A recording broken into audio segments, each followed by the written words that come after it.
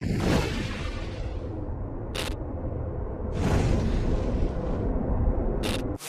camera caught it. A shape, a breath, a scream. But there was no one there. Because at Paranormal M, we share the footage the world forgot. Well, I suppose we just read about it. But anyway, subscribe to see it. If you want to. I mean, hear it. Phantom Infestation. It started with a sudden collapse of normal life. One Monday morning, my boss simply vanished. No paycheck, no notice, nothing.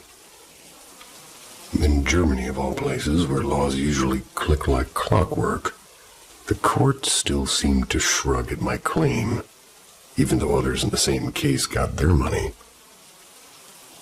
Then the world tilted further. Despite a strong resume and a market that should have favored me, every job application vanished. Months passed by, and my confidence seemed to thin. By late winter, the oddities sharpened. Bedbugs appeared in my apartment in January, deep winter. That's while I was traveling in Italy. My girlfriend had just entered my life around then, and she swears that she's spotless. Yet the bugs showed up off-season, like an omen that refused logic. Or like possibly something else. Yet, when we finally moved in together, things only deepened. She was a bright, unstoppable 18-year-old, but within weeks her joints betrayed her. First one knee, then the other, and soon her whole body ached without cause. A brief recovery would fade into a new mystery pain like a looping curse. And then came the roaches. Our place is practically surgical. No crumbs, no overflowing trash. And yet those slick brown shadows, they slip across our counters. Other signs seem to pile up. Bathroom mirrors, they fog in random ghostly patches. A damp, moldy scent flares and disappears, and if exhaled by unseen lungs, it would seem at least, but she scrubs until the tiles gleam, using Mr. Clean most normally. The smell, it always seems to ambush us. I tore up the baseboards, I checked every seam. I found only spotless emptiness. We're both pretty tired. Bone deep tired. Not just sleepy, but drained. I tested the theory by spending 3 days in Hamburg. There I slept like a child, and I woke pretty early. I worked hard. I partied late. I was buzzing with energy. The very day I returned home, heaviness closed in again.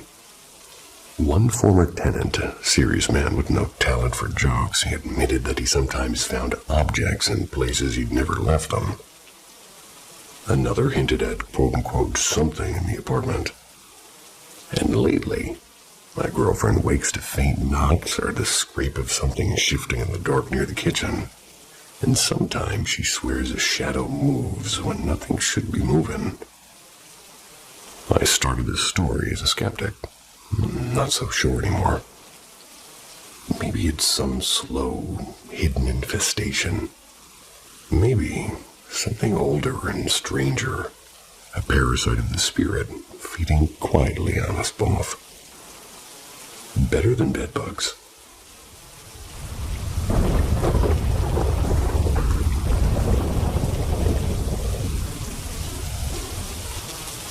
Painted shadows.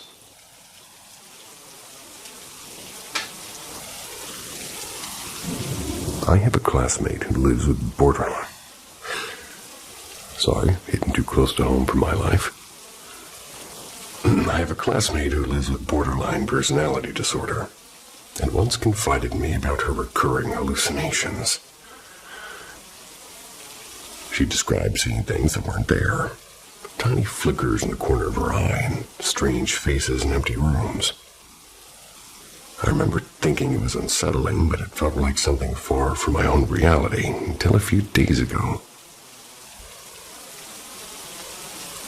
It began one quiet evening. I was making brigadeiros. Don't know what that is, but it sounds tasty. The mixture was pale and smooth, yet suddenly it glittered with tiny neon specks like confetti trapped in sugar. They blinked in and out of sight as if it were alive. And when I finished cooking, the colors were gone, as though my eyes had been telling stories my mind didn't want to hear.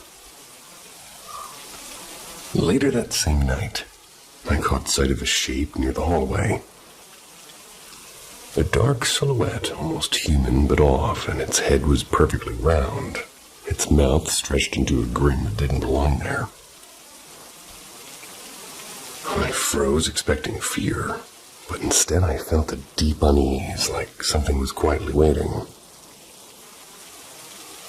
Earlier that day, I felt a sharp pressure on my arm, a prickling touch with the memory of nails, even though I was alone against the wall.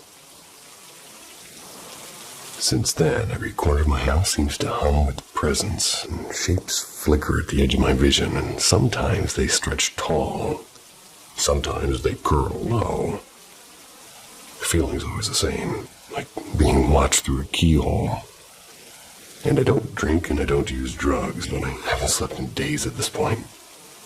My thoughts, they feel frayed, like a rope about to snap. Half of me's wondering, like, is this just exhaustion or stress and my mind turning shadows into monsters? The other half, the part raised on quiet church hymns and whispered prayers, suspects something stranger might be at play. I've considered speaking to my pastor, and I've also kind of bookmarked the number of a psychiatrist whose kindness that I think I trust. I don't know which door I'll really be knocking on first, because all I know is that house is never empty anymore, even when no one is home. And for anybody who's suffering with BPD, I will tell you that it's hard for both parties involved, the person trying to help and the person who has it. It's like living hell for everyone. So my love goes out for everybody on every side of it. Anywhere and everywhere. At any time.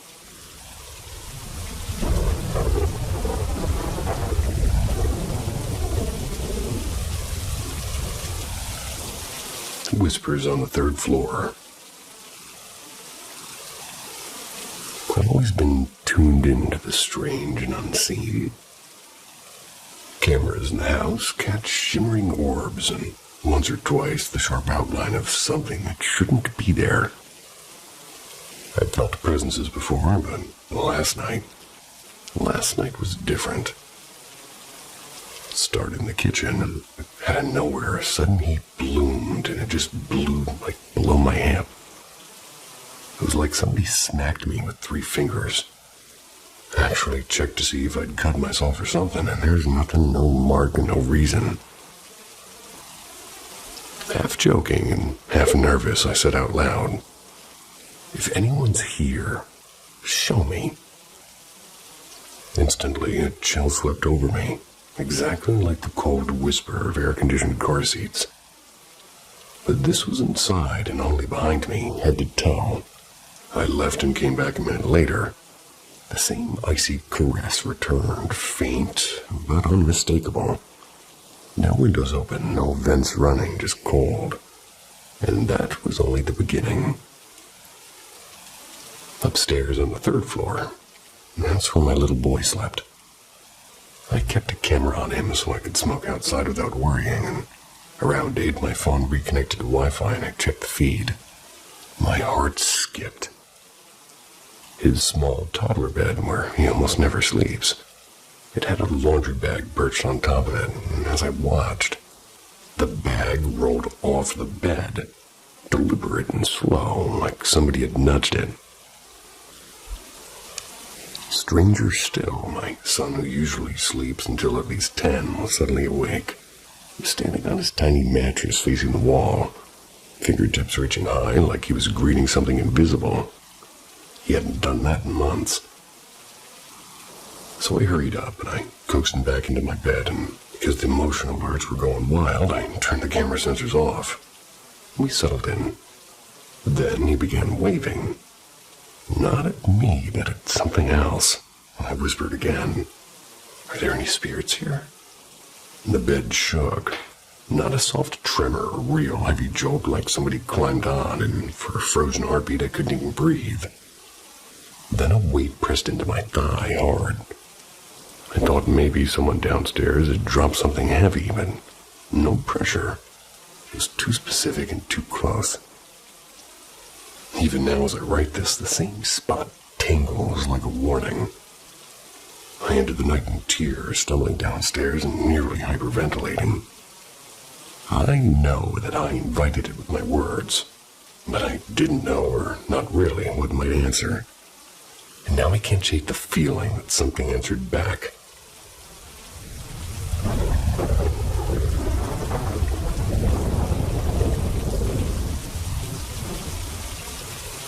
Midnight Visitor. It began as a strangely cozy dream. Family Thanksgiving that felt warm and loud, laughter, plates clinking, old friends dropping by, and everybody catching up in that hazy dream sort of way. But then the scene darkened. My parents stood in a shadowed corner, whispering urgently. I stepped closer, and without a word, my father handed me a heavy wooden bat. "Go help her," my mother breathed. On the floor, there lay a little girl that I didn't know, writhing and screaming. I pulled her back, heart hammering, and that's when it appeared, a small, shadowy creature. It was no bigger than a cat, but fast and vicious. It leapt at me, snapping sharp teeth and clawing at my arms. I swung the bat wildly, missing half the time, panic rising in me.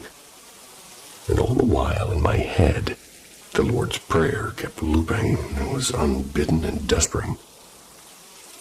I'm no longer a believer, but terror has a way of digging up old prayers. Then, shift. Suddenly, I'm in my real bedroom, in the same position I'd fallen asleep in. And for a breath, I thought I'd woken up. My cat lay curled beside me, blinking calmly. Shaking, I reached for my phone to text my friend, the one I sometimes investigate strange things with.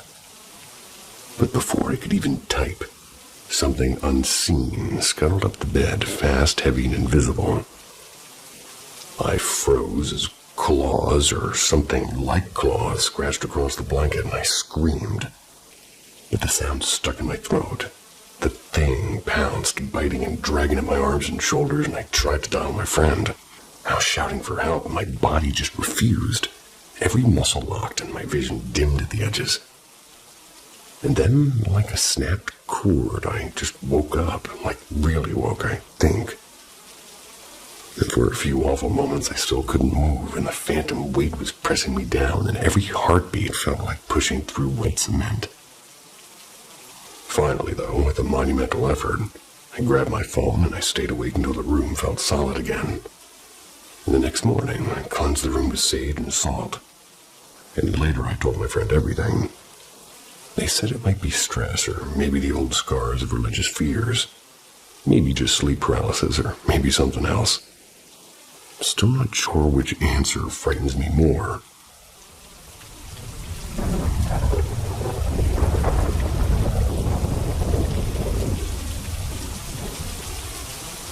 The bowl that blinked back. Back in 2020, something happened that I buried so deep I almost convinced myself it was a dream. I never told a soul until this week. It's when a friend casually shared a spooky memory of theirs. And that conversation cracked open the vault, and here I am typing this out because my late-night search for similar experiences turned up absolutely nothing. No stories, no folklore, no Reddit threads. Thank God. Just me and this memory. It started on a rainy afternoon, sitting cross-legged on the dining room floor. absently watching my reflection in a large clear glass salad bowl balanced on a cardboard box. The light from the small lamp behind me made my reflection look like a dark, soft-edged silhouette in a curved surface. And something about it held me, like I was staring at a living photograph. I shifted slightly, testing the shadow, and my mirrored figure followed, of course, until it didn't. And at first, I just tried to blame the weather. Maybe the tree outside was swaying, causing it to trigger the light, so I got up, checked the window. No breeze, no movement, and the street beyond was still as a painting. So I sat back down, and this time determined to stay perfectly motionless. And then, unmistakably, my shadow in the bowl twitched. Not a flicker of light, an actual deliberate motion, a tilt of the head, a slow raise of both arms. I froze, breath shallow, my real arm stayed rooted to my sides. But the figure in the bowl finished its own slow, graceful stretch and tilted forward as if peering at me. The room was quiet enough to hear the hum of the refrigerator, and I waited and counted heartbeats.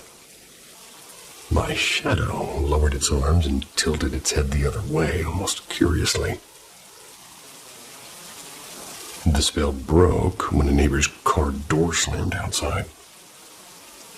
I jolted as my reflection snapped back to perfect mimicry, as if nothing had ever happened. I've replayed that minute thousands of times. Just been looking for a logical explanation like sleep deprivation or optical illusions or some weird refraction thing. But nothing fits the absolute stillness of the room and the deliberate way my shadow moved. It wasn't sleep paralysis. I was wide awake sitting upright, and for years I kept the secret because who'd believe it? But here I am wondering if someone somewhere has this kind of moment when their own reflection stopped being theirs, and when it decided to move first, and if the voice that comes after is AI or is me pitched up. I don't know either.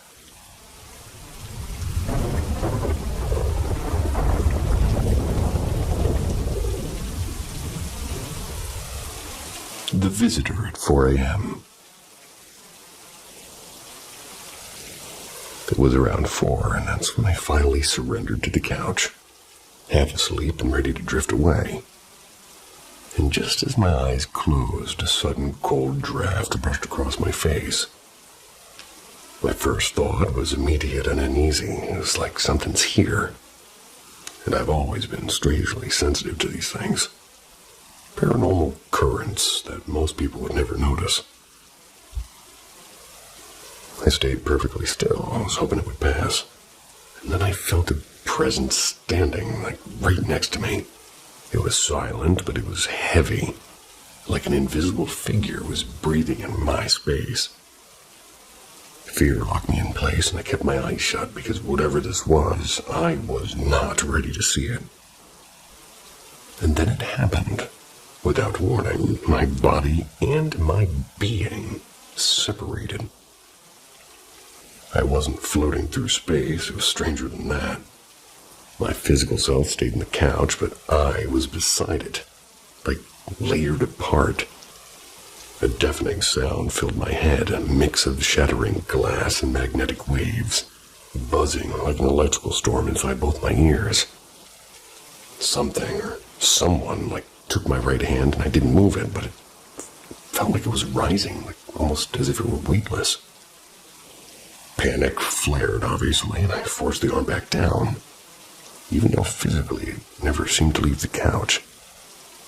And then the voice came, and it was inside my head, low and mechanical, yet not fully robotic.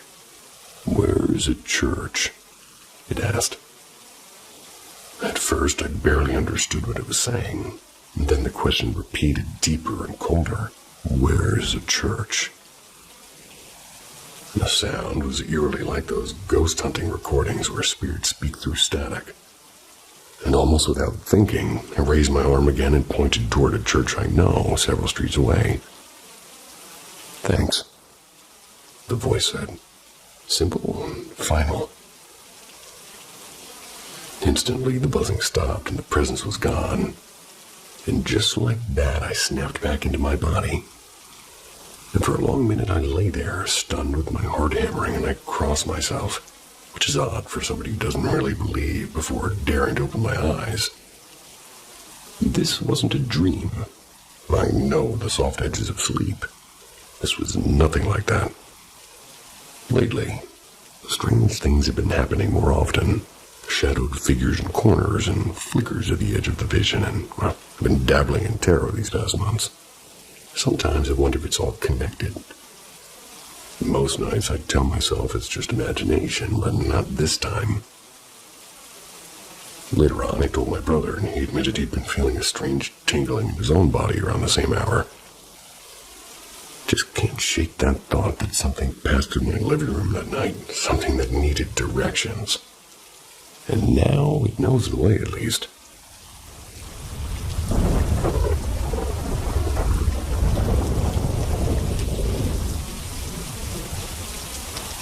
Echoes of a silent link. I don't usually spill things like this, but I just woke up shaking and, well, I just need to get this out. Since I was a kid, I carried what feels like a strange private superpower. Whenever I think about someone, like really think about them, it's like a quiet signal goes out. Sooner or later they call, text, or drop a random "you just popped into my head" message. It's happened too many times for me to shrug off. Oh my God, my foot is asleep. When I first suspected it was real, I tried to break it and I picked somebody who by all logic was gone from my life. My childhood friend, Omar. We lost touch back in grade school. More than 10 years, and I didn't know his number, where he lived. There's nothing, just his name and the blur of an old photo in my mind, and pins and needles in my foot. I sat there one night, focused on him for a few minutes, and then went to bed. But by the next evening, my phone buzzed. Facebook notification. And guess who messaged? Omar. Omar out of nowhere. He wrote that he'd been randomly thinking of me and tracked me down. Turns out he's been living in Lisbon and has a wife and 2 kids. And a dozen other details that barely matter here, except that he found me. It kept happening. Different people, different ways, and if I wanted to get closer to somebody, say a girl I just met, I'd let my thoughts circle around her like a quiet orbit, and days later she'd reach out. And when we'd talk, she'd confess something like, "I couldn't stop thinking about you. Had to see you again to figure out why." Then came tonight, about half an hour ago. I was dreaming of an old college friend. Well, I haven't spoken to in forever, and in the dream he was right there with his lips moving, but words muffled. I started awake and, startled awake to the sound of my phone, because it was ringing, not buzzing this time. And his name was lighting up my screen. I didn't pick up, I just couldn't. I just stared and felt the room tilt. I'm not bragging, I'm honestly rattled, and I don't know if this is some strange pattern of coincidences or if there's something real, like something invisible, threading my thoughts to theirs. And right now, I'm not sure which idea scares me more.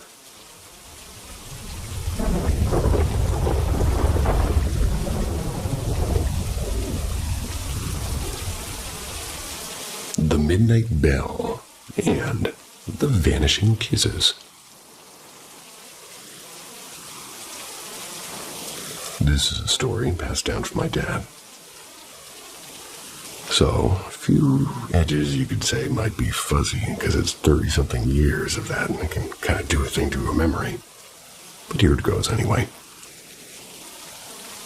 It all began right after I came home from a hospital. A coworker of Dad's had gifted him a large factory-sealed glass jar of Hershey's Kisses.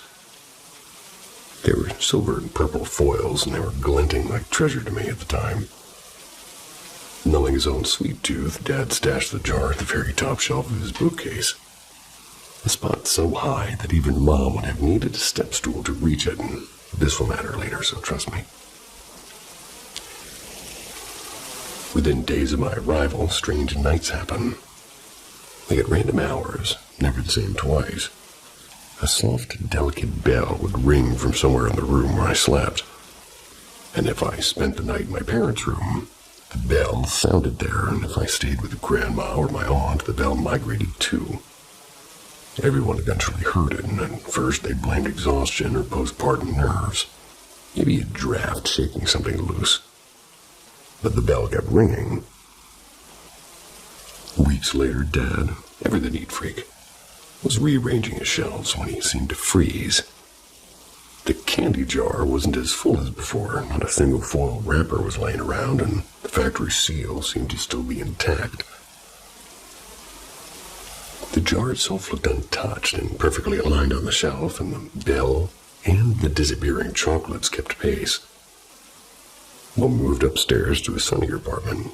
The nightly chime followed, as though it had packed its own ghostly suitcase.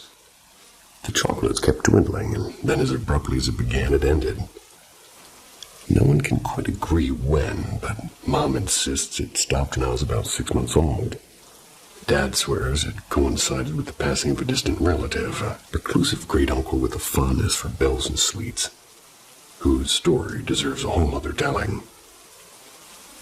They've asked friends and family for decades, but no one has heard of anything like it. A tiny midnight bell that follows a newborn while a sealed jar of chocolate quietly empties itself.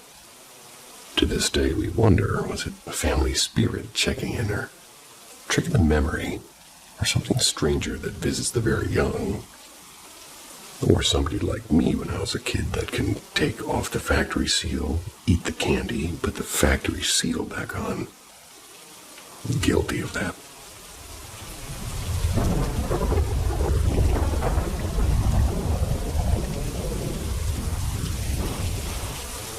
The Intercom House.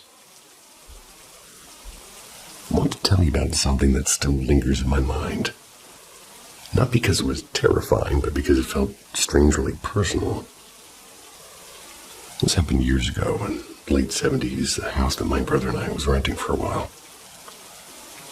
The place came with an old intercom system, and there was a main bell in the kitchen, little speakers in every room.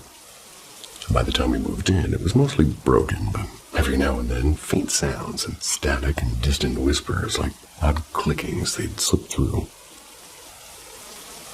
At first, it was small oddities, slow, deliberate footsteps in the upstairs hallway. The wooden floors were so creaky that you could tell the difference between a house-settling groan and a real step. Sometimes a cupboard door in the kitchen would just give a sudden metallic rattle, and every so often we'd catch what sounded like faint voices. Never through the speakers, but somewhere inside the house itself. Things shifted after our parents left town unexpectedly for a long legal mess. That left my brother and me to keep the house running on our own. And that's when the voice came. One morning, while we were getting ready, my brother's brushing his teeth upstairs, me making coffee downstairs. I heard a man's voice, and it was calm and clear, and it called out, "Hey, Rowan." That's my brother's name. A second later, Rowan thundered down the stairs, swearing he just heard me call him. But I hadn't said a thing, just kind of strange. And after that, quiet greetings would sometimes drift from the corner of a room like a soft hello. Almost conversational, but not quite. Never felt threatening, more like somebody politely checking in. We ended up giving him a name, Gavin. Somehow it seemed to fit. Gaz never slammed doors or sent chills down our spines, but he did linger. A presence, and almost like he wanted us to know that we weren't alone in a rough patch. But we did eventually move out, and I've lived in plenty of places since, but nothing has ever been that same quiet, watchful sort of atmosphere. So thanks for letting me share it, and I don't want to talk about it that much, but if you've ever met a spirit that felt more curious than cruel, I'd love to hear your story too.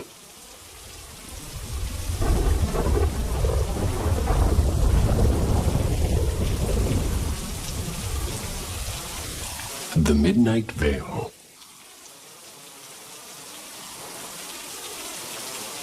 I live in Eastern Europe along a lazy river famous for party rafts and wooden decks that you can rent for 20 or 30 people to float, drink, and laugh until sunrise. And by chance, my house is just a short walk from that stretch of water. First brush. One warm night, we gathered to toast a friend's soon-to-arrive baby. Everyone was happily drunk except me and a girl who couldn't drink because of her mats. When the snacks and beer began to run out, the two of us volunteered to drive the 5 miles to a late-night shop. The ride back was pretty quiet, except for her funny story about her cat's obsession with laundry. Then something cut the night in half. A dark, human-shaped blur leapt across the road. 2 faint amber points like eyes glimmering for an instant. "Did you see that?" I blurted. She didn't even pause her story. "I did," she admitted after about a breath or two. I'm not pretending nothing happened because I'd rather not scream right now. It wasn't a trick of headlights or imagination. The figure actually moved impossibly fast. A living shadow that vaulted the road and vanished toward the river. A second glimpse. Months passed and the memory softened. Until my mother needed late-night company for her doctor-prescribed walk.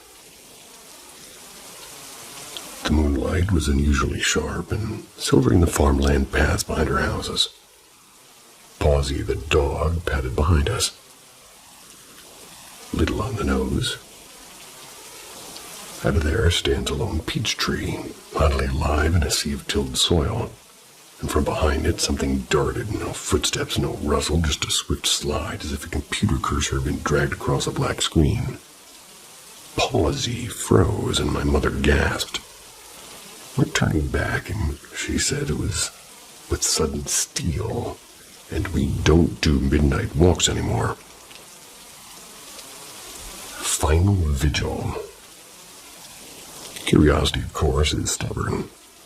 One clear night I returned, this time alone except for Pawsey. The stars burned like cold fire, and the world was so quiet I could hear my own heartbeat. We waited in perfect stillness for 15 long minutes. Just as my thoughts began to wander, it came. The shadows zigzagged between the peach tree and the distant bush and the fence line. And now I could tell it was human height, and it was brown-tinged in the moonlight, and it was gliding without legs. Faint eye spots gleamed where her head should be. It never approached, never threatened. It was like if it had a haunted arm, well, I would have been helpless. But instead, it simply vanished into darker fields, as if retreating to its hidden home. And my dog has a lot of those prescriptions for walks. Sometimes I think they're forged.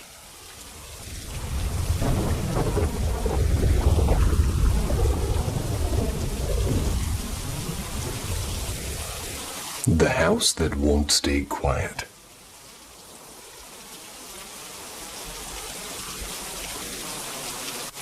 I guess you could call this an encounter, but to me it feels more like a long confession. One that's been brewing for years. Our family home has always been strange. 3 floors, we live in the middle one. The bottom floor has been empty since I was little. And the top floor went silent after 2018.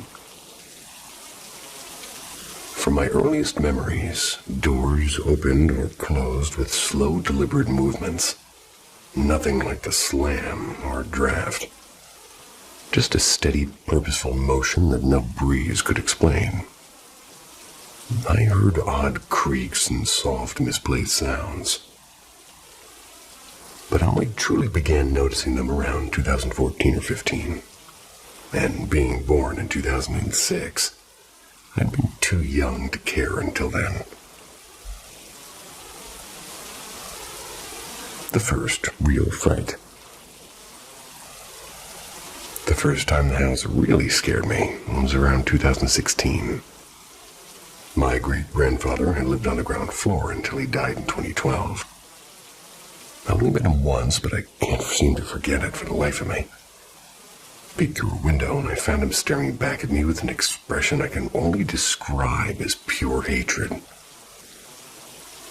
My parents and he had legal disputes, and maybe that explains it, but the gaze seemed to burn into me. Years later, after his death, we renovated the ground floor. We moved all of me and my brother's Lego sets down there, and I left the building late in the evening, but that particular night something felt off. The hallway door was open, and the living room doorless loomed beyond. I kept glancing over my shoulder. At one point, I thought I caught a flicker of movement and then a soft sound behind me. When I turned, I saw this dark figure running through the hallway. It was quick and human-shaped and impossible. It was already nighttime, but no streetlight shined into that space, sitting still. Couldn't have been my own shadow, in other words. To this day, I can't reason it away. And for the next 2 or 3 years, I refused to go downstairs after 6 p.m. The hammering above. A mini story from the same guy. For a while, things quieted, if you could call slow-moving doors and unexplained knocks quiet. Then 2018 came, and my great-uncle who lived upstairs passed away. He'd been difficult, a late-night tinkerer who hammered and fixed his battered bicycle at odd hours. He lost his old motorbike long before he died. Not long after his funeral, I lay in bed one night and I heard it like hammering and the shuffle of somebody working above me. Out of pure habit, I thought, great, he's at it again. Then I remembered he was dead. And the realization hit so hard I almost screamed. It wasn't a one-off. The sound kept visiting. It was faint but undeniable. For nearly 2 years before fading for good, that is. The present unease. I kept telling myself I was imagining things. Maybe even needing therapy. I'm an atheist, a science first kind of person. I want a logical answer, but nothing seems to fit. And now it's 2025, and 2 things push me to write this. First, I need to get it out, and talking to my mom is useless, and after every death she's marched around with incense sticks convinced the house is haunted. Secondly, the feeling is back. This time on her own second floor, and the air here has grown heavy again. That same prickling dread I felt the night I saw the hallway shadow has returned, and it's hard to describe how wrong it feels to be uneasy in your own home. Maybe nothing will happen, but maybe something will. And for now, I keep living here and listening and waiting and wondering if the house will ever stay quiet.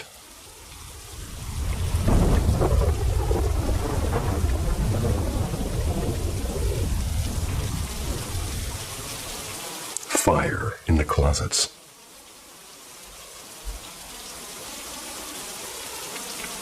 I grew up in a house that was split right down the middle. My mom was a full-on believer in everything supernatural and spiritual, while my dad leaned halfway into atheism and dry jokes, and let's just say it made for some, let's say, colorful dinner conversations. From 2012 to 17, I was basically raised by the internet. Debate groups full of fiery atheists and equally fiery believers. They were sort of my playground. I'd watch endless videos of paranormal evidence, and every comment section would scream fake or photoshopped, and I shrugged and I moved on. And then 2020 arrived. A neighbor friend, we're going to call him Kareem, started acting strangely. We used to share memes and late-night snacks and half-baked business ideas, but suddenly he was distant. For a whole week he brushed me off with excuses like we had a fire at home, and that's a pretty big excuse. I assumed it to be a stove mishap or bad wiring, and I'm not the kind of guy who leaps into rescue mode anyway, so I just left it alone. But a few days later, he mentioned another quote-unquote loss, and something in his voice made me press harder. Finally, he blurted out, "There's black magic on my house." I kind of laughed because I'd heard the phrase 100 times online, but here, with somebody actually knew, well, that was strange. He swore that there were no gas leaks and no faulty wiring. He said jinns were behind it. I told him, okay, call me next time something happens and I'll bring my eyes and my phone. Don't think this is in America. Moving on, but 2 nights later my phone buzzed. I got there and look, I'm still not sure what I walked into. Every closet door was scarred with this deep, smoky, burn mark looking thing, like the wood had caught fire from inside of it. Clothes were shredded and hanging from the ceiling fan, stuffed into the toilet, even wedged between wall cracks. The house had looked as if somebody had thrown a silent war party while we were out. I filmed everything on Snapchat. Excuse me, my voice broke. Snapchat. I still have the clips. No demons posed for the camera that night, but at least what I saw, it didn't seem to add up, and I tried to stay skeptical, and maybe Kareem trashed the police himself. Perhaps, but why? It was a rented house, and insurance wouldn't cover supernatural vandalism. Bad insurance company. And those burns, they're clean, and they were black rings that looked as if heat had bloomed from the core of the wood, and it didn't match any fire I'd ever seen. Kareem's family, which was 7 or 18 people, moved out soon after. And an imam advised them to relocate, saying the house had been, quote-unquote, and italicized, claimed. They found a new place, and for a moment of relief, they cooked a big welcome meal. Then Kareem's sister ran upstairs to grab something and found the entire meal, which are pots and plates and everything. It was all dumped neatly across a bed that she'd left empty minutes earlier. That was the last. And today I stand somewhere between my mom's faith and my dad's skepticism, but I tend to lean far closer to her side than I ever imagined. Maybe the jinn didn't show themselves because they knew I'd have my camera ready. Maybe they wait until no one's looking. Whatever the reason, I can't laugh it off anymore. Science explains a lot, but that night in Kareem's house, well, science hasn't caught up yet.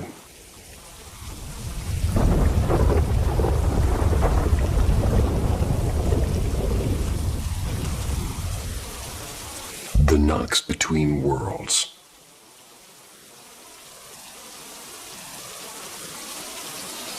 For nearly 3 months, I've been trapped in a strange war between sleep and waking. At first, it was occasional sleep paralysis. But the past 2 months had been a labyrinth of dreams within dreams, sometimes 3 layers deep, till I can barely tell where night ends and morning begins. The first descent. It began one ordinary night as I drifted off, and somewhere between thought and darkness, I heard deliberate footsteps in my room. I brushed it off as imagination, but the dream that followed was too sharp to ignore. I was back to my room, and, well, except half of it had kind of melted into a dense black fog. A heavy, electric dread pressed on my chest, and I tried to whisper a prayer, but my voice tangled and blurred, and each word was dissolving. Then I was jerked awake, or so I thought. My body was stone. None of this sounds like what it is, and it's a tall, shifting shadow actually looming beside the bed, and it was silent as I held my breath. I couldn't move, I couldn't scream, and time became a stretched-out eternity until I finally broke free with my heart hammering while this whole thing was happening. The next time is the voice at the window. Weeks later, I made the mistake of sleeping with my window cracked open, and the night air felt pretty alive, like it was watching. I told myself it was nothing, and I slipped under only to jolt awake to a deep thud. Paralysis pinned me again, and this time moonlight spilled across the floor like a pale stage light. And a low, unfamiliar man's voice floated in from the darkness. "Why are you just lying there? I can see you." And panic was clawing at me. I willed my arms to move and my throat to shout, and there was nothing. A silhouette leaned into the window frame. The second I wrestled free, relief barely formed before I collapsed back into sleep and snapped into my paralysis again. The figure now stood inches from my face. My skin burned as if near an invisible fire, and over I repeated in my mind, I reject this presence until the pressure finally cracked. I shot awake for real this time. The little girl. One night, the darkness changed its rules. Instead of shapeless shadows, I dreamt somebody whispered that a spirit had latched onto me. And when I stirred, paralysis took hold. And this time, a small girl in a faded gray dress rested a cold hand on my arm. Their movements were agonizingly slow as she leaned closer, and I tore free and stumbled out of bed.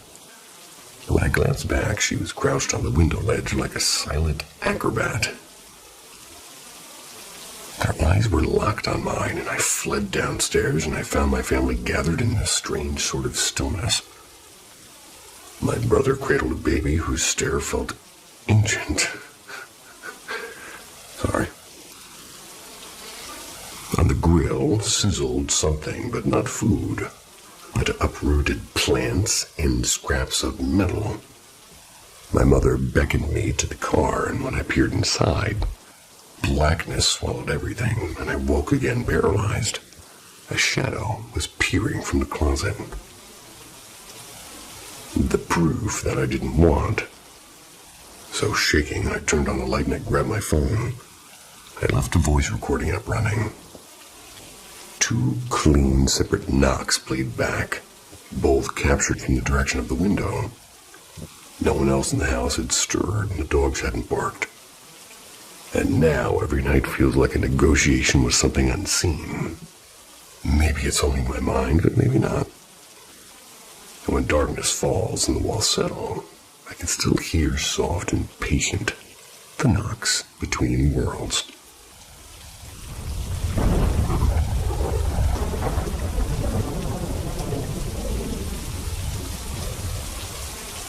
The woman at the window. Ever since I can remember, odd things have followed me like a quiet shadow. My family came from an old country farm where superstition was a second language. Ghost stories weren't just stories, they were all warnings. One summer, my cousin was almost pulled into something we couldn't see. She sat by the window, chattering with a quote-unquote girl outside that no one else could see. My uncle rushed in, yanked her back, and hid her beneath a quilt. Later that night, I glimpsed that same pale figure at my own window. Long black hair seemed to brush against the glass. I buried my face in my mother's chest, too terrified to even scream. The strange visits, they never really stopped. Friends seem to hate staying over because doors creak when they shouldn't, and lights flicker and the air feels heavy as if it's waiting. But my dreams, they're the worst part. There's even the same woman. Dark hair seems to hang like a curtain and eyes that are basically swallowing the light. And sometimes she whispers in a language I don't understand. Sometimes she presses her hands to my throat until I jolt awake gasping, but when I quote-unquote wake, I'm still in the exact spot where she's there, as though I was only blinking.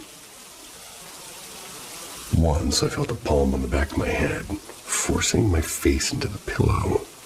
And the only thing that saved me was the absurd thought that this is such a dumb way to die.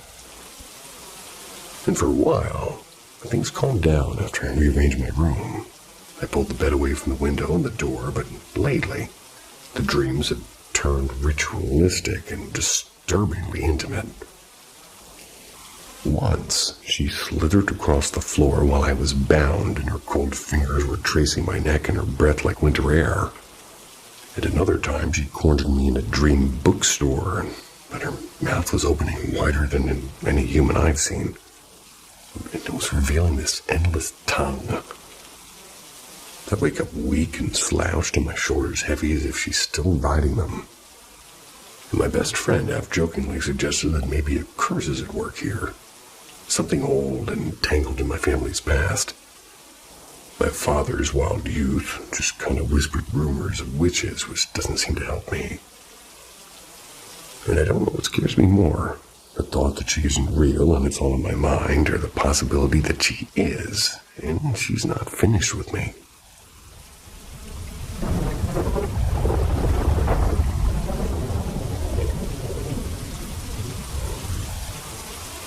The Night of Two Shadows.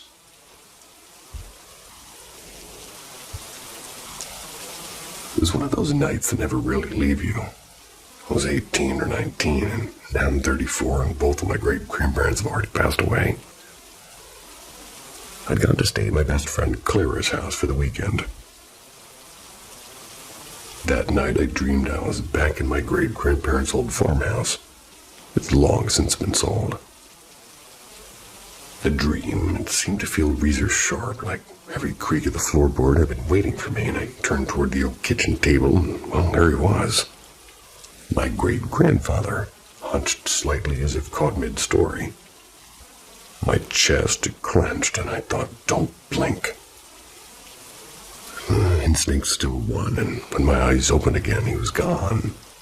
And sitting in his place was my mother, smiling softly. "What's wrong, Pebble?" Her name for me when I was small, which implies you can float. I woke with a start, and I decided I needed the bathroom, and Clara's room was in the attic then, by the way. And as I leaned out of bed, she suddenly shot upright, and something she'd never done in all these years I'd known her. She grabbed my wrist and murmured, "Don't go." "Why?" I whispered. A sleepy frown. "I don't know." And she sank back into her pillow. I stepped into the dim hallway, and at the top of the stairs I froze, because below stood a massive black hound with burning amber eyes and teeth so white they seemed to glow. Yet oddly, no fear rose in me. I just descended calmly.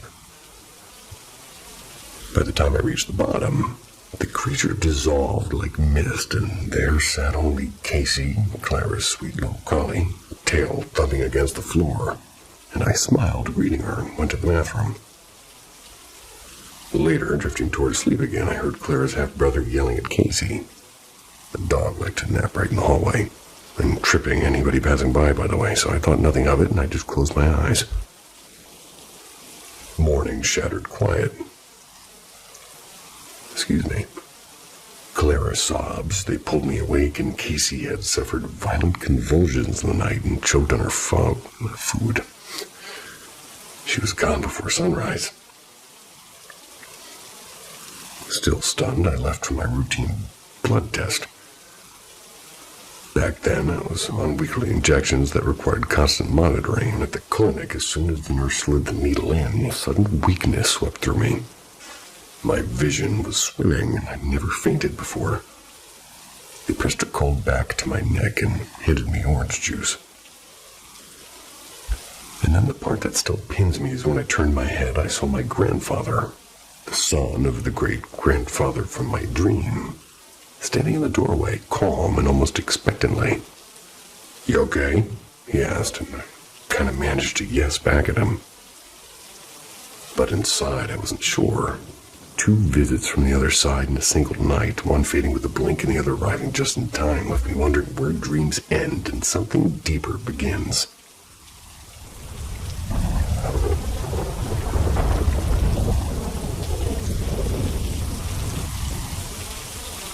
Whisper at the window. A couple of months ago, I was live streaming a late-night spooky video watch party with my chat. My setup sits right next to a big old window that I usually leave uncovered during the day, so I can spy on my neighbor's golden retriever doing his evening laps. Alrighty then. But that night, the sky was moonless and heavy. I had my gaming headset clamped over my ears when a sharp thud explodes right next to me. I ripped the headphones off and called out, "Hello, anyone there?" There was nothing, just the low hum of my PC fans. I told my chat to hang on while I did a full lap around the house. Not a single thing out of place, no fallen books, no mischievous cat. And feeling uneasy but a little silly, I returned to my desk and, well, as I approached, my eyes caught something that didn't belong. At the top edge of the glass was a single smeared handprint. 4 unnervingly long fingers reached downward as if frozen mid-climb. My heart stuttered and the stream was still running. Chat was scrolling with question marks, and what happened? I sat back down, trying to laugh it off, like, okay, weird, but I'm fine, but let's keep watching. I hit play and I pulled the headset on again. That's when the sound changed. There was 3 taps, and then they were soft and fleshy taps, and they were deliberate. It was right against the glass, inches from my head. Not nails, but skin. I really couldn't make myself look. My voice trembled as I told the chat that I basically had to end early. And as I said goodbye, another violent bang cracked through the room. I killed the stream, grabbed my phone, and bolted upstairs to my husband. We sat in bed while he wrapped an arm around me and said it was probably just the wind, a tree branch, or something else ordinary. When we heard it, a drawn-out, almost human howl outside our second-story window. We turned off the air conditioner to listen. The sound lingered, and there's like this sort of wailing and echoing, and then slowly it drifted farther into the dark, until silence swallowed the house again. To this day, I keep that window locked tight, and the blinds closed.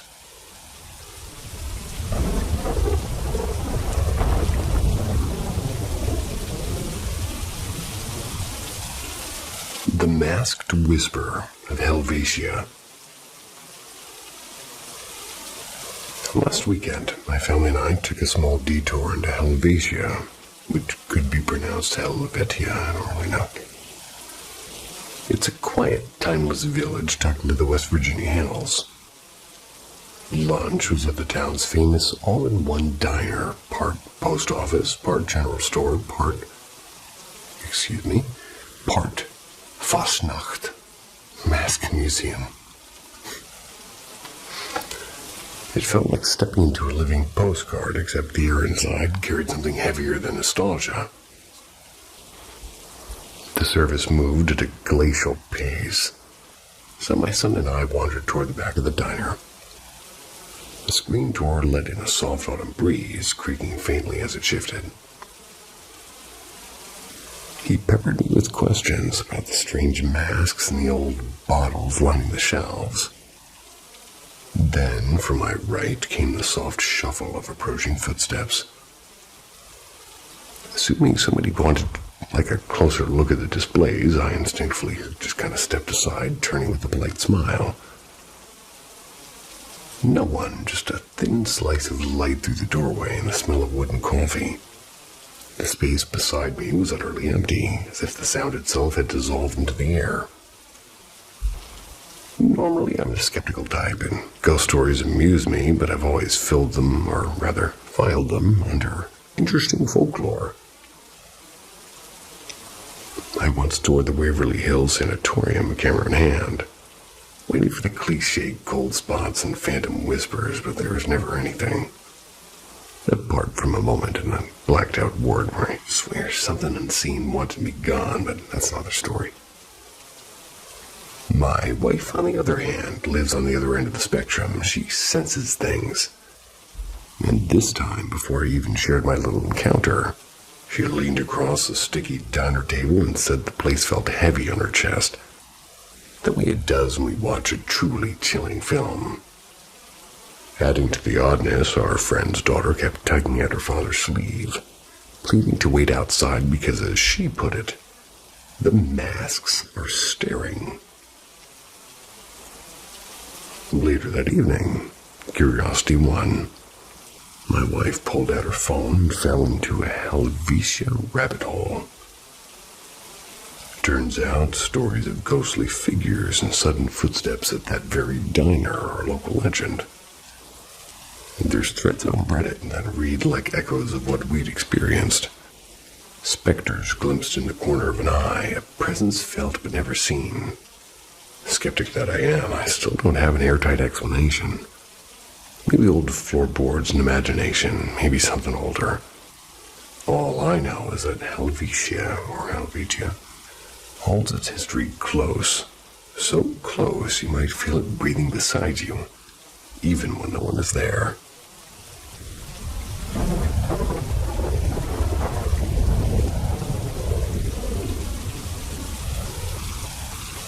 The Whispering House. It was January 22nd, 2003. I just moved into my late grandmother's house, a quiet gray stone place with long, shadowed hallways, and a smell of old wood. 3 days had passed since her funeral, and according to her will, the house now belonged to me. I brought my 2 dogs with me for company, and that's when things began to feel off. The dogs would stand at the end of the hallway with their ears perked, staring into the darkness as if somebody were there. And one rainy afternoon, while I was alone downstairs, I suddenly heard the faint sound of 2 people talking in the living room. The voices weren't discussing anything real, just strings of random whispered words, and I froze and I called my dad, who apparently came over and stayed the night, but the whispers never came back that evening. 3 years later, life had changed. I was a parent now. My little boy, only 2 years old, never liked the house. He slept on the top floor, but often woke up crying. And one winter night, I heard him sobbing and hurried upstairs. His crib stood empty, and then I remembered he was with my girlfriend for the night, and my skin went cold. I turned to leave, trying to rationalize it as, maybe exhaustion. And that's when I felt a breath on my ear and heard soft whispering. And that was enough. I grabbed the dogs, ran to the car, and drove away without looking back. Stayed at my mother's for nearly a week before returning. The house just felt wrong. It's as if it had been emptied of its soul. You know that hollow stillness when you come home from a long trip? It was kind of like that, but, well, way heavier. The next night, my girlfriend invited a few friends over, and she loved ghost stories, and I wasn't there at the time. 3 hours later, she texted me kind of frantic. Like the house was on fire. They'd lit candles in the bed for atmosphere, and somehow the blankets caught. And by the time firefighters arrived, everything was gone. Everything except one thing. An old painting my grandmother adored, showing a little boy crying. And it survived untouched, no scorch marks, not even a hint of smoke damage. Years passed, and I dug into the painting's history and discovered unsettling details. Every house it had ever hung in had burned down, and the painting would always survive. Now in 2025, my son's 21 and swears he remembers that house was, well, he's only 2, but he suggested that he remembered it vividly. He moved into an old Victorian rental and claims he hears whispering at night, but still don't know what haunted my grandmother's house. But we know this, the whispers didn't end when the house burned and they followed somewhere else. Maybe the painting, or maybe us, and sometimes when I close my eyes, I still feel that breath against my ear.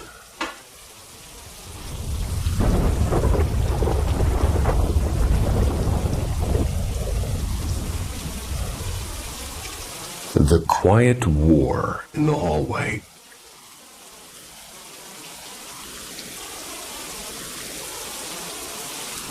Before my stepmother passed away, I used to see 2 presences inside her house.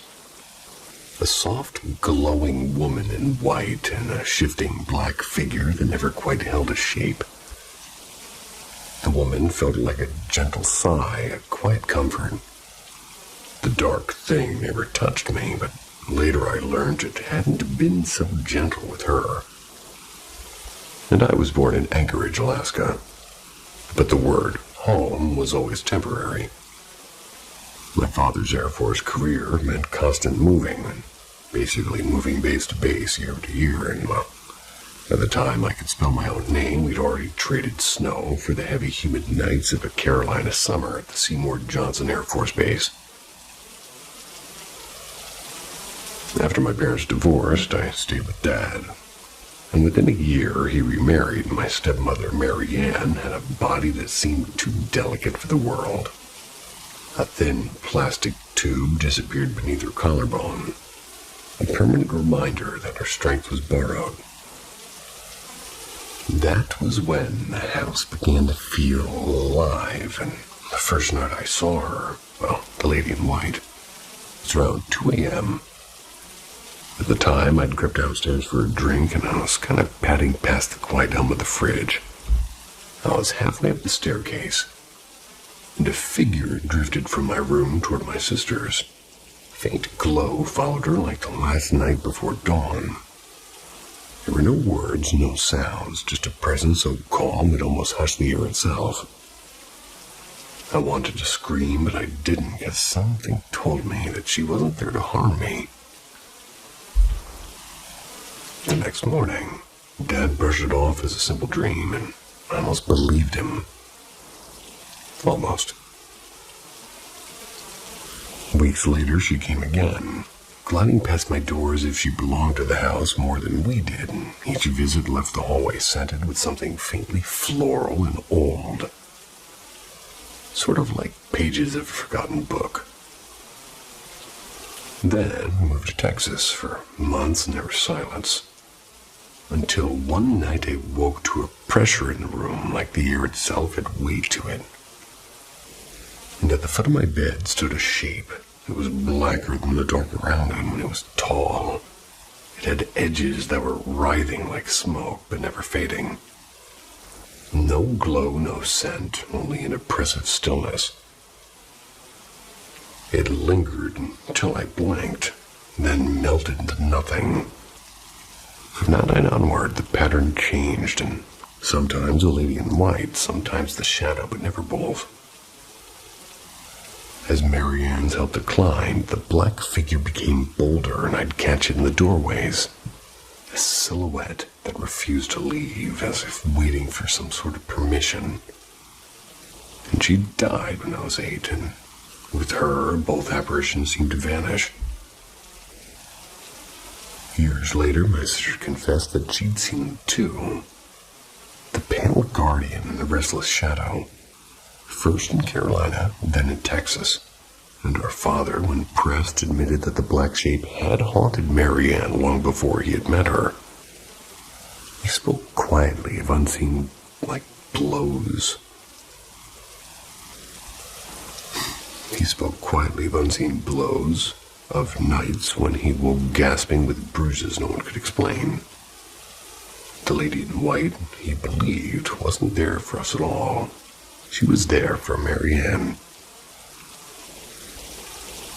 I sometimes wonder if that dark thing fed on her weakening body, growing stronger as she grew frailer. Maybe it wasn't sickness alone that claimed her. Maybe the shadow was patient. A predator in no rush, waiting until her quiet protector could no longer hold the line. And my sister, by the way, still lives in that Texas house. She says the halls have stayed silent ever since.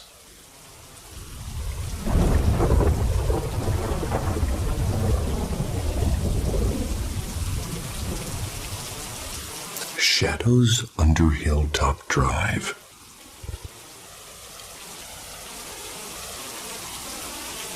Back in the booming 1980s, Hilltop Drive wasn't just another subdivision sprouting up like mushrooms after rain. Under the neatly drawn plats and cheerful model homes, a darker story stirred. The builders, chasing profits, flattened an old cemetery to make room for dream houses. Bodies were supposed to be moved, but the job was pretty rushed and messy and incomplete. Hollywood eventually caught the scent. Grave Secrets, Legacy of Hilltop Drive hit the screen. It was based on the eerie truth that bones sometimes rest poorly. Fast forward to 2019, and my family stumbled on what felt like our dream house, tucked just one block inside the same neighborhood. We already knew the local folklore, like whispers of sickness and strange sounds, financial ruin, and had haunted earlier residents, but we reasoned that living near the edge of the development, away from the infamous center, might keep us safe. Pretty classic rookie logic. A month after we unpacked boxes and reality crept in, we learned that the house, where remains were literally unearthed, was only half a mile away. Worse, the dense woods across from us still hid toppled headstones. A few Newport neighbors even filmed proof and posted it on the Newport Crosby ghost page. My heart sank watching those videos. Silent markers sort of leaning in the shadows like the dead were still taking attendance. Then the story tightened its grip. When my kids started school, I befriended a longtime resident, and she remembered the man who once cataloged those graves, at least before relocating them.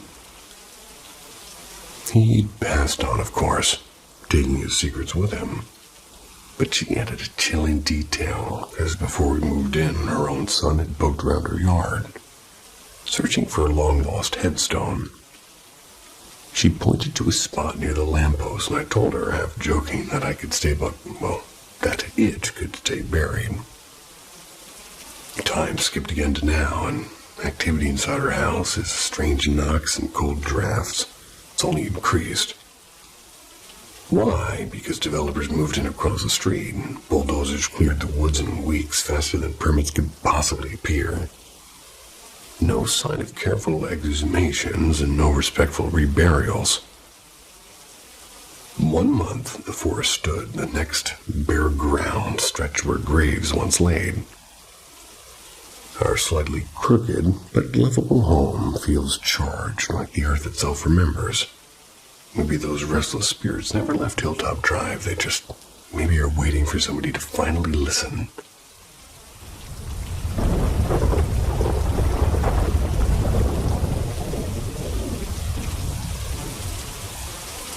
The Whispering Figurine.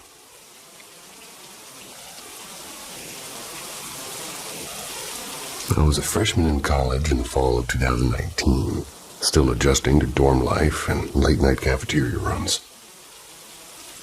My girlfriend at the time, which we're going to call her Lex, lived in the dorm suite right next to mine. Just a single brick wall separated our rooms, and her suite held 4 girls. Lex and her roommate, Lauren, on one side, and 2 others, Anna and Candace, on the other. Anna had just returned from a trip to Chile. It's with her family, and they were carrying stories, souvenirs, and, as it turned out, something else. One night, Anna unveiled what she called a gift for the room. A tall, carved wooden figurine of a man wearing a wide-brimmed hat. It looked old and handcrafted with strange markings I couldn't place.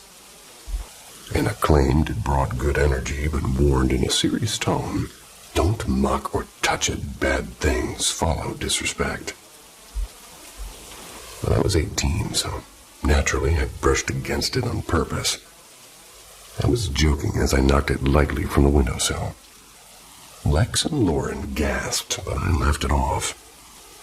A few nights passed, and Candace, the other bilingual roommate, they overheard Anna on the phone with her parents. And her Spanish was quick and sharp, but Candace caught enough to translate later. They touch it, they'll pay. And that's when things started to feel different, because whenever I stayed over in Lex's room, I found my eyes drawn to the figurine. It was like a magnetic pull, and subtle but insistent. I told myself it was just in my head. Then, small oddities began. One evening in the campus library, the lights flickered in a slow, deliberate rhythm. I chalked it up to closing time, but the feeling of being watched stuck with me.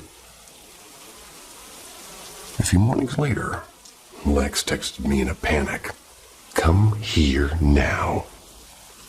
When I arrived, I saw deep black scratches gouged into the white brick wall near the windowsill. They weren't random scuffs, they were claw-like marks, and nobody had heard a sound overnight. That evening, I came armed with holy water from the campus chapel. I placed a small Bible by the window. It was half joke, half insurance, and I stayed over.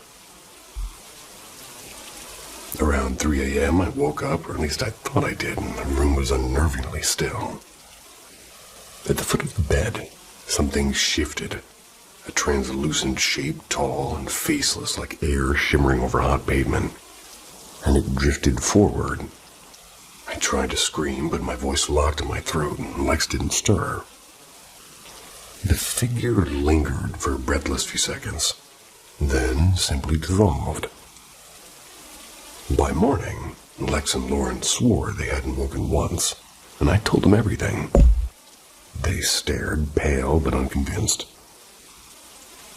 Campus clergy came the next day. Priests sprinkled holy water, chanting prayers that echoed strangely in the small room, and Anna silently collected the figurine and took it elsewhere. After that, the scratching stopped. The heavy feeling lifted, and I never saw the figure again. Years later, even as I write this, that night stays sharp in my memory, and the stillness and the cold in my chest and the way the air bent around something I could barely comprehend. Whatever it wasn't just in my head.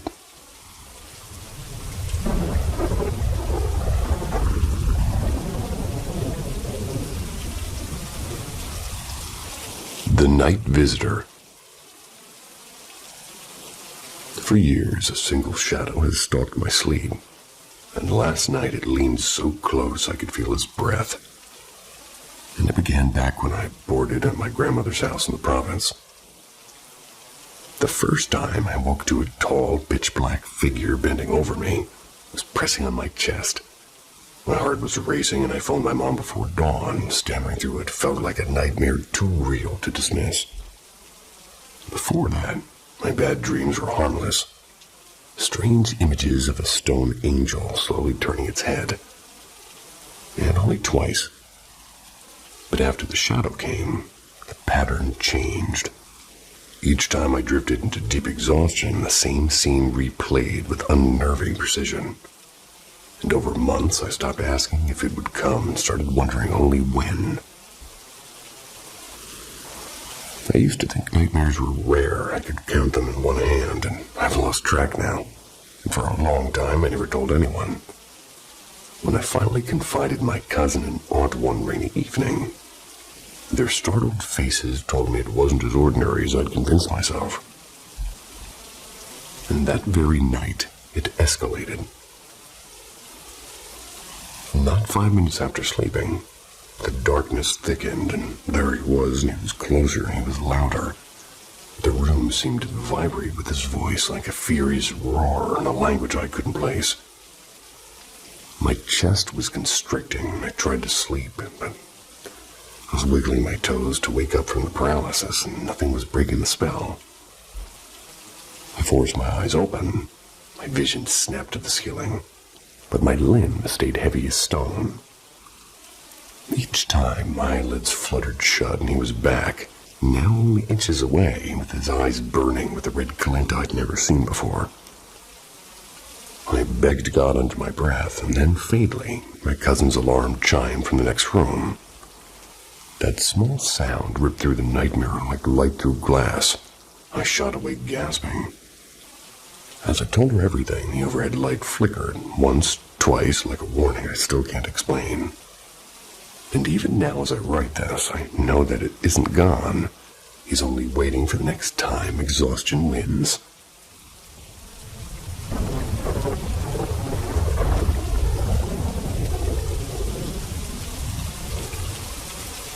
Midnight Visitor. The This happened about 2 months back. And even now, it feels like a dream that keeps slipping through my fingers. I remember jerking awake in a pure panic. No groggy stress, just instant adrenaline. Something was watching me. If I had to describe it, the closest thing would be, like, imagine the Force demon from Smiling Friends, only leaner and darker. Its skin wasn't really skin, but more like tree bark stretched over shadows. I'm not sure if I remember it clearly or if I'm remembering the memory of it. But it stood there, motionless, grinning like it knew exactly what it was going to do to me. So I scrambled for my phone to hit the flashlight. But of course, I fumbled like the idiot who dies first in a horror movie, and the phone clattered to the floor. My brain was pure static, and I half rolled, half fell out of bed, dragging my blanket with me. Eyes locked on the thing. My legs, they refused to cooperate, and I just knelt there on the floor, trembling and shouting at it to stop over and over. And then the door banged open. My dad rushed in, flipping the switch. The room flooded with yellow light. Empty. And just me, tangled in a blanket heap, gasping. He asked if I was okay, in words I barely heard because I couldn't stop staring at the corner where it had been. The part that still freaks me out is before I even screamed, my dad said he heard a noise. Not footsteps, something like a low wail or deep growl. He even tried to imitate it, and it wasn't quite an animal and wasn't quite human. I haven't seen it since, but strange things like this, they followed me all my life. Usually it's subtle, cold spots and whispers and occasional shadows where no shadows belong. But nothing like this. And unlike those stories where people are frozen with fear, I could move. Sometimes I wonder if I'd stayed calm if I'd just watched. Would something else have happened?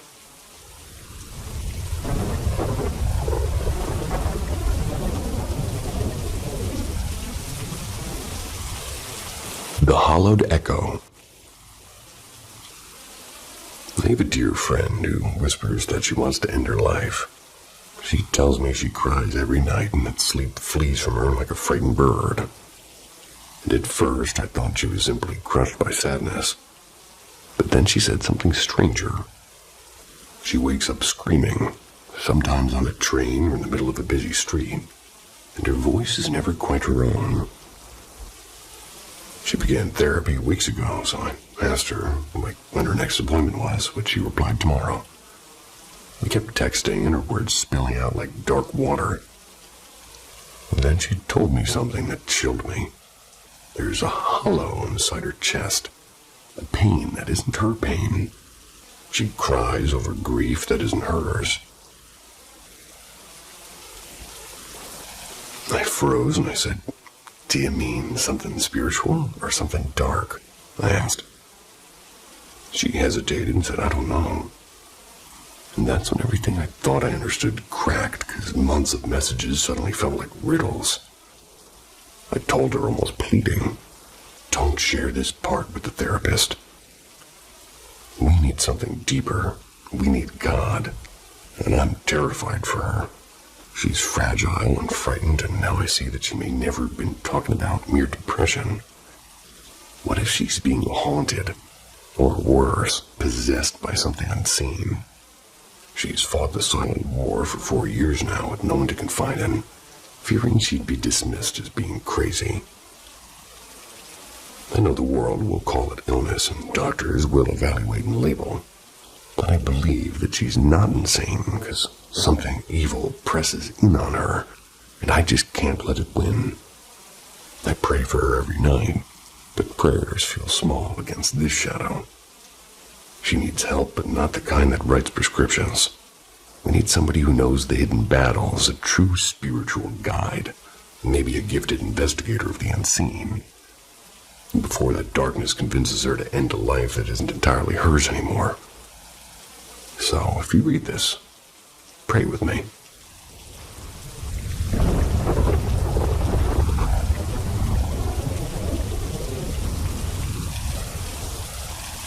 The Bobby Pin Messenger. Just as the title promises. My family, being my mom, my dad, and my 19-year-old brother and me, a 23-year-old female. We seem to share our home with what we call the bobby pin messenger. We've never called in a medium, never caught anything on camera, and we have zero quote-unquote proof that would convince a skeptic. But to us, she's as real as a creak in an old floorboard, almost like a playful, unseen grandmother keeping watch. Here's a small series of accounts. I call this one a house with a whisper. I grew up in a roomy Victorian on a bustling street built in 1863 and listed as a local landmark. We never labeled it haunted, but definitely had moods. Sometimes the attic light, a dial that he had to twist, would be glowing when we would run errands, and other times we'd watch a phantom drip bead on the ceiling. A phantom drip bead on the ceiling, without a single pipe leak in sight. Old town records confirmed a woman died there long ago, though the details kind of faded with time. The mystery of the bobby pins. Here's the strange part. Nobody in our house wears bobby pins, ever. Yet every so often one would appear, and usually on a dresser or on a staircase, tucked behind a sofa, and we just shifted. Not after parties, not after guests, always inside our private spaces. And over time we noticed a pattern. These pins only showed up before a big family change. Once, Dad found one on the tiled floor of his nearly all-male office bathroom, just days before a sudden layoff notice arrived. No coworkers claimed it. Another time, we discovered a pin in the morning. It was a morning that we had won a surprise radio giveaway, an all-expenses trip to Vancouver. At the hotel pool, Dad scooped up towels for us, and we were the only swimmers. And that's when we returned to dry off, and there was a single bobby pin resting neatly on a folded sort of towel pile. It's like it had been waiting for us, and following us everywhere. The pattern never stopped, and years later when my parents were house hunting, Dad spotted a long pin on the hardwood of the place that we now call home. And oddly enough, that tiny bit of metal felt like a green light to buy. College brought my own encounters. The first day I moved into the dorms, a pin sat squarely on my bare mattress. And after a tough year, I decided to withdraw, only to find one taped to my door on the last day of classes. Nobody knew this family quirk, and it sent chills through me. Yet I did eventually return. I changed my major and I graduated. And every single dorm I lived in gifted me at least one more bobby pin. Even on commencement day, one waited quietly near my cap and gown. A sign or just coincidence? Well, this week I walked to work after a promising job interview with my nerves going crazy.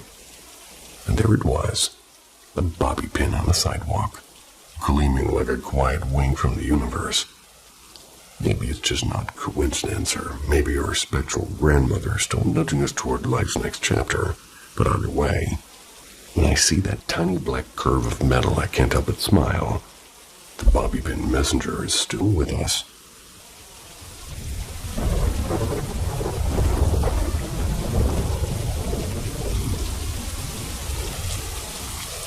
The little room at Hawthorne Lane.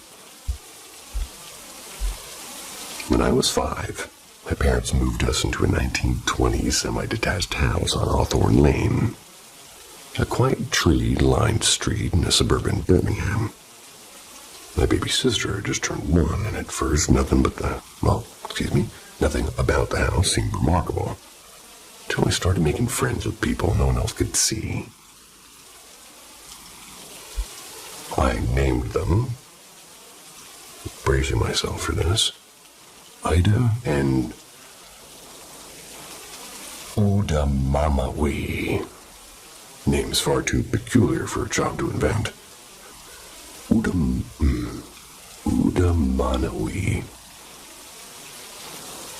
Mostly played with them in the attic and the laundry room, in the two darkest corners of the house. And then, just as suddenly as they'd appeared, they'd vanished, and I was about 7. Everyone decided it was just a phase, and I tried to believe that too. By 9, the nights turned strange. I'd wake frozen. My eyes would be wide open. I'd be unable to move while something heavy seemed to press down on my chest. The old lamp and record player in the lounge began switching on and off when no one else was home. Shadows pooled in the corner of the room where the light never reached. And I learned only years later that a previous owner had ended his life in that very space. My bedroom at the back of the house, overlooking a long garden with a cherry tree and an old air raid shelter, was the worst. Objects I carefully placed each night. My hairbrush, the TV remote. They were somewhere else by the morning. The door, which dragged against the carpet, would inch shut on its own. I'd feel the duvet being slowly tugged away as I lay there, holding it tightly. The desk slid, stiff and hard to move, and would suddenly drop with a bang. One stormy night in my teens, everything erupted at once. First, a crash loud enough to wake the household. Then the loft hatch, heavy and awkward, flung itself open. And moments later, the smoke alarm shrieked, though there was no smoke. And at dawn, we learned my great-grandmother had passed away overnight, and I still wonder if she chose that frightening way to say goodbye. When I left for university at 18, Mom began sleeping in my old room. She had spent years telling me I had an overactive imagination. But years later, she quietly admitted, she never felt at ease there and could never sleep with the door shut. The final twist came in mid-2000s, the day before my parents sold the house. And as Mom tidied the front garden, an elderly woman paused and spoke. She remembered playing there in the 1920s. It's back when it was just a field and open countryside. Her childhood friend, one of the first children to live in her house, had eaten wild berries from those fields and died in her sleep. In the small back bedroom, which is, well, my bedroom. And even now, decades later, I sometimes drive past the house on Hawthorne Lane. The cherry tree still stands, and the attic window seems to watch the street. I can't help but feel that the little girl who never woke is still there, quietly keeping the room she once called her own. And probably should have gotten for the cherries on the cherry tree.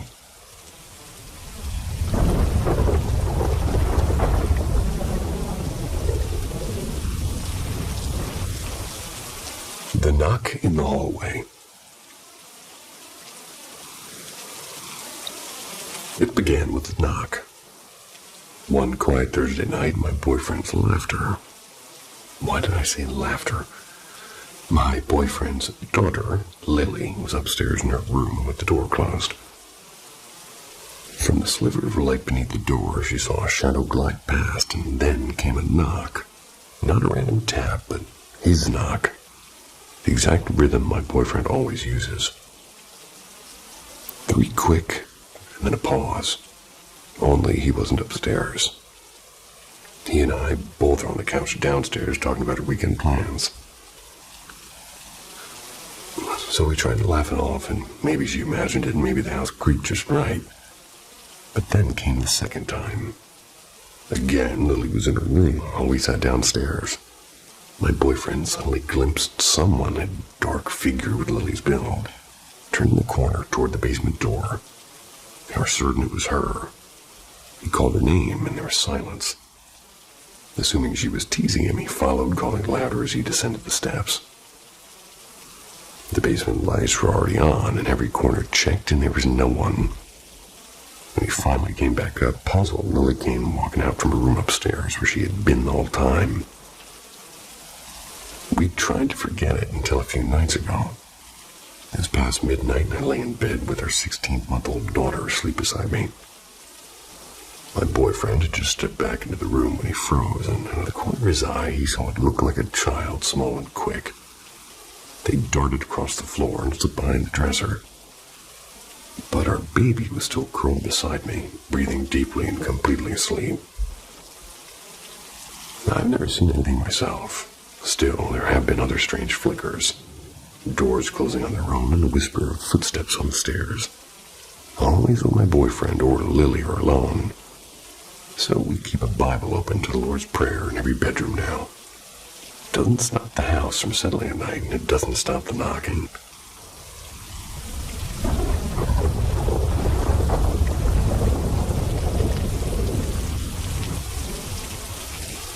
The Blue Glass Intruder.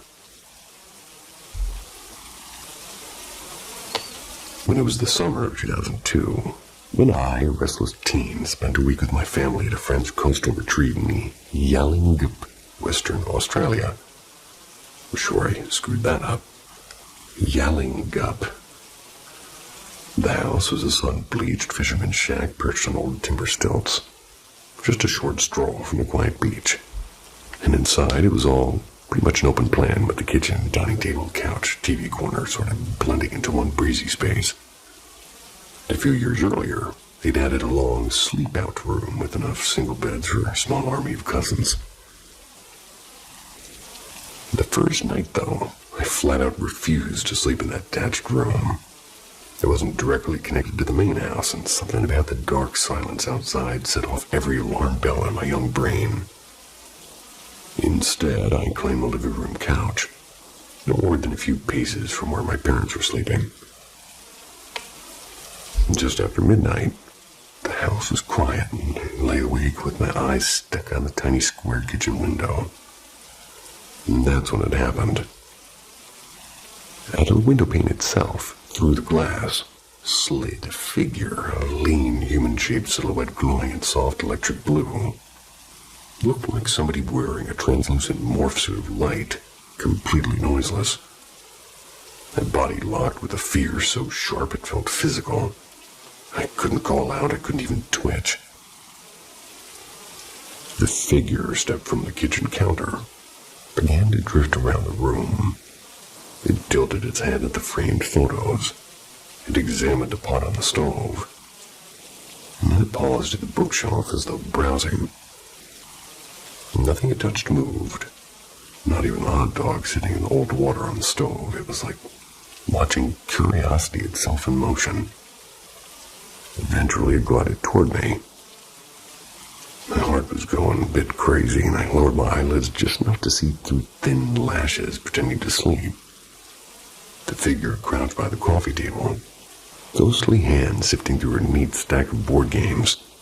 Yet the boxes stayed perfectly still. Then, with a sudden swivel, it leaned over me until its faceless face hovered inches from mine. The air around me felt charged and humming. I couldn't bear it. I snapped my eyes shut and forced out a strangled, drawn-out cry. I was screaming for my mom. And the effect was instant. The figure shot upright and swept across the floor in a single liquid motion. The front door, which I knew was deadlocked, it swung inward with a sharp bang, and the security screen sprang outward at the very same moment. And then silence. Seconds later, my mom appeared, bleary and frowning, insisting the wind must have done it. Though I caught a flicker of doubt in her eyes, and I spent the rest of the night wedged between my parents, asleep in a distant dream. Years later, I returned to that house and slept there without incident, and still the image of that glowing blue visitor had never left me. Maybe it was a curious spirit. Maybe it was something stranger.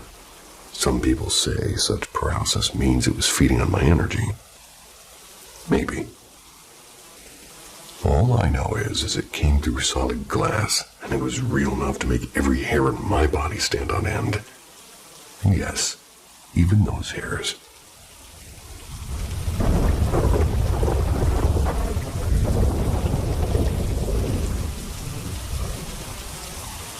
The seats that stay empty. I was born inside of the storm. My father wasn't just angry. He was a hurricane of addictions and cruelty. Our walls shook with shouting, and the silence afterwards was worse. He had a way of making words bruise, like, "You're nothing to me. and he'd spit, and everything you wear is because of me, don't forget it. And when I stumbled on a school exam, he punched my mother instead.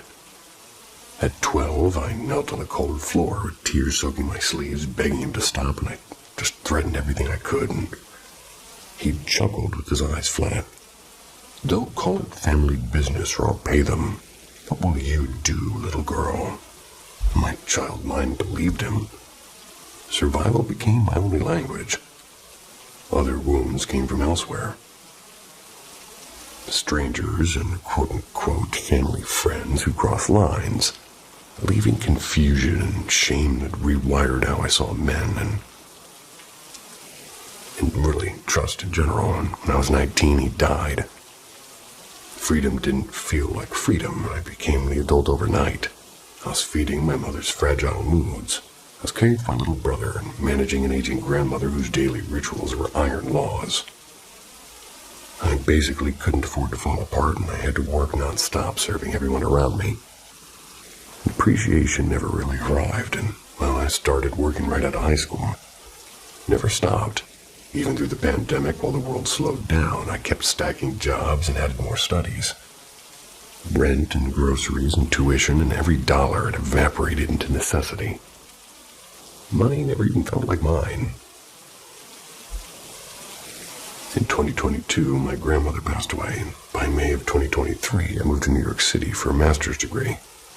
A move that was as much escape as education. Between 2018 and 2023, I had one serious relationship, my first real love. I poured everything into it, and he drained it dry financially, and took all of my money and all my trust, and when it ended, he passed my number around like a dare. Then harassment followed. A man even came to my door, and that kind of betrayal kind of hardens you until stone feels safer than flesh.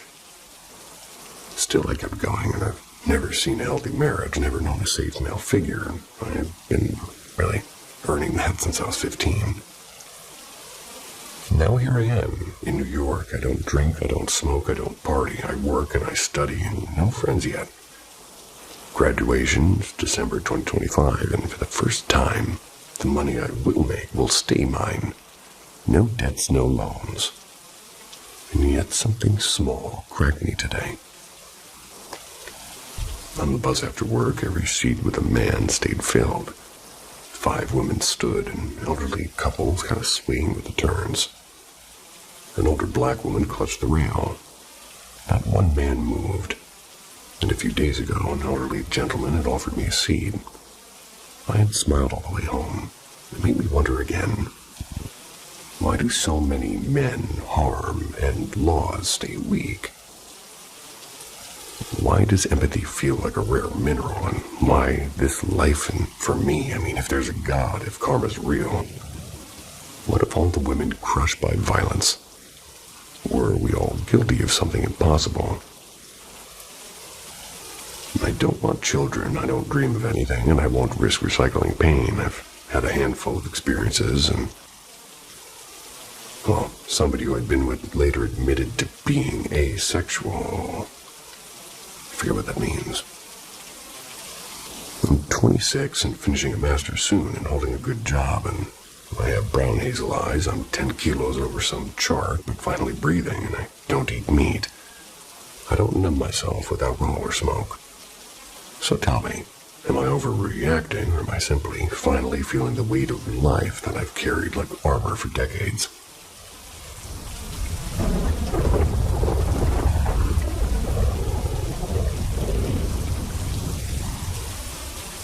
Welcome to the world of wonder at Paranormal M, where we unravel tales that defy explanation. Subscribe and hit the notification bell to embark on a journey through our latest thought-provoking stories. Enjoy the intrigue. Can y'all help me figure out what something was in Parallel Forest, Oklahoma?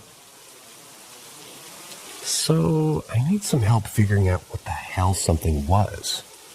For context, I'm a 17-year-old girl. Don't know if it's important or not. And I live in Oklahoma. And my mom, grandma, and her dog, and I decided to have a girls' day out, which included going to Parallel Forest for some hiking. It was about sunset-ish when we arrived, and we went hiking. A few minutes of hiking, I sort of noticed a figure within the tree line. It was like Dear God, or the Beast, if you ever played Spooky's Jump Scare Mansion, or watched Over the Garden Wall.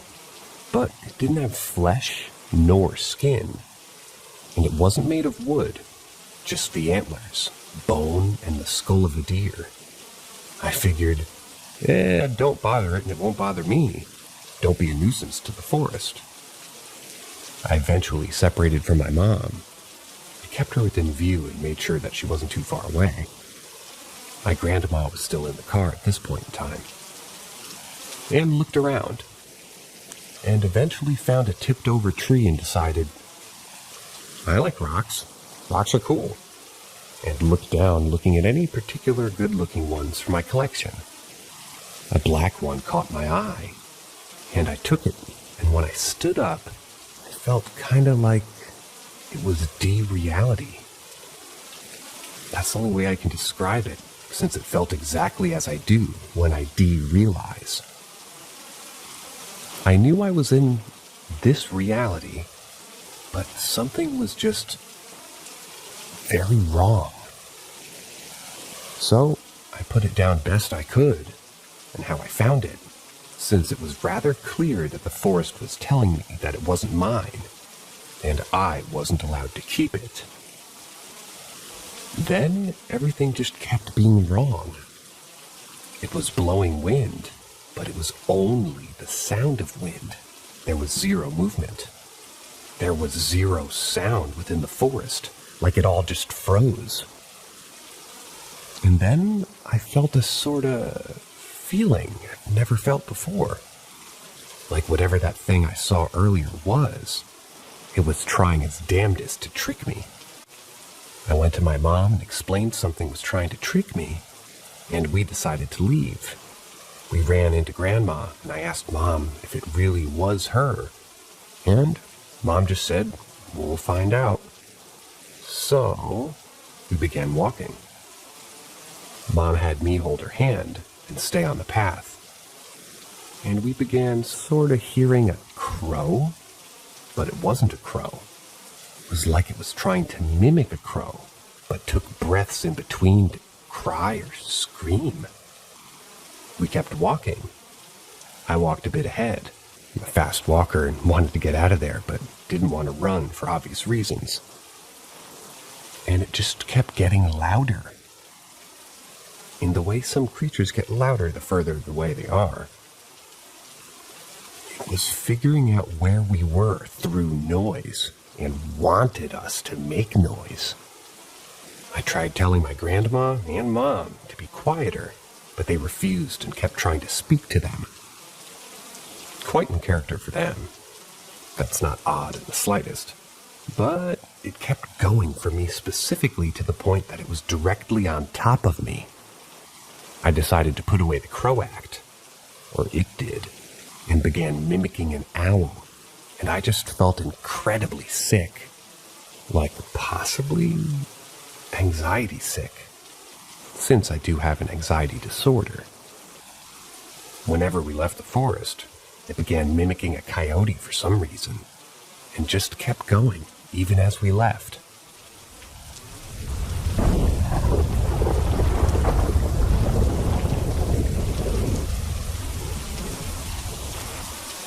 Is it normal for black-eyed kids to act like this?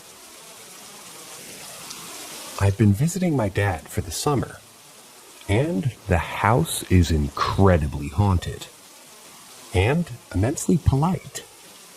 The ghosts have amazing manners, even if they're mischievous. And my sisters mentioned a black-eyed blonde boy with bangs, trying to get into the house and get their attention. My stepmom mentioned seeing him, and he just thinks the girls are very pretty and wants to collect them like rocks. He's 10 years old. My stepmom is a badass who makes every spirit her bitch. Like at one point, she threatens to purify a demon if it kept acting rude. and that her quote-unquote pagan shit is much more dangerous than that Christian bullshit, and managed to get it to help her with her job. So she did what she normally does. She told him that he's not allowed inside, nor to hurt us. The experiences have since dialed down for me personally. But one of the first few nights, I woke up to a child giggling in my ear, and something at the door, and just thought, well, that's very rude of you, and went directly back to sleep. Whenever I'd shower, I felt like somebody was watching me. And so did the girls. And my stepmom told him that he was breaking the rules and was being a perv, and how impolite that was. Well, at one point I was switching my laundry, turned, and saw a little blonde boy with bangs in overalls and a multicolored long-sleeve shirt. He was on the couch.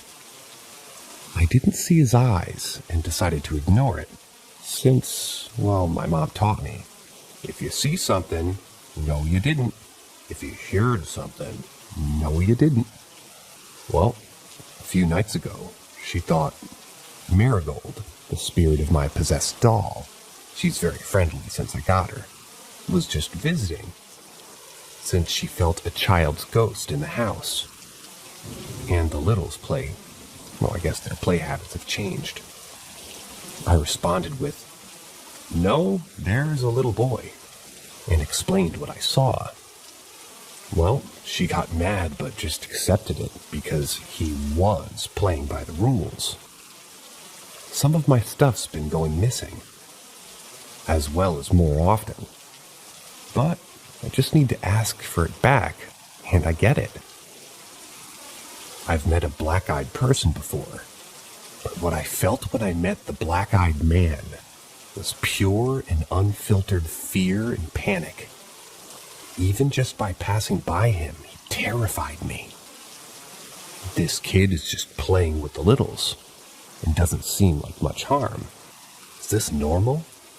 Is there a difference between black-eyed adults and children?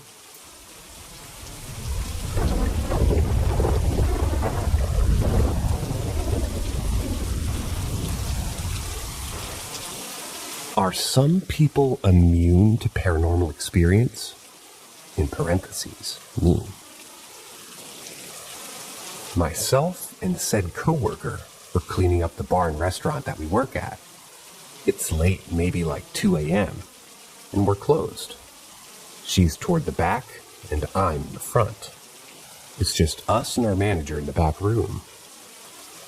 We're maybe 10 meters apart.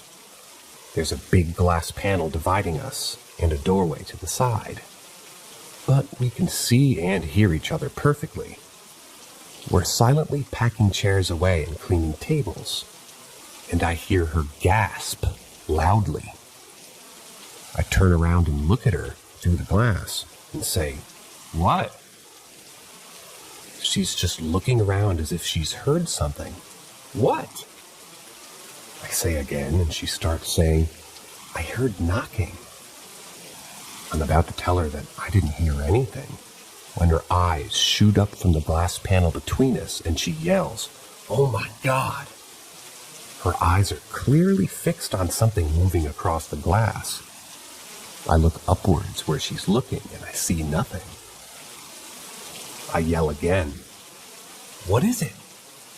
She looks down at me aghast and says, "Did you really not fucking see that?" She's spooked as hell, and I'm confused. By that time, the manager comes out and asks what the commotion is all about. Coworker says she heard knocking and then saw a shadow move across the glass. I said that I didn't see or hear any of this. She thinks I'm crazy. I think she's crazy. But wait, there are security cameras. As we check the footage, you can hear a distinct knocking before the coworkers gasp. Then, obviously, you see me coming over saying, "What?" And I shit you not, on the security footage, you see a faint shadow move across the glass. As my coworker watches while I look around trying to see what she sees. I didn't see or hear any of this while it was happening, only on the footage. Why could my coworker sense it at all, but I couldn't?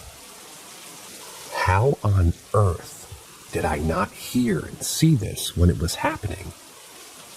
But I could on the security and audio video recording. It also reminded me of when I was young.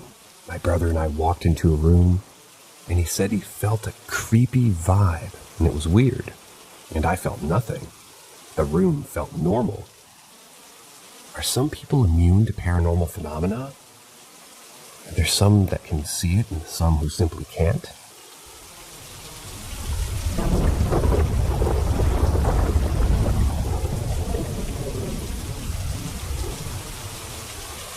Sixth sense of death.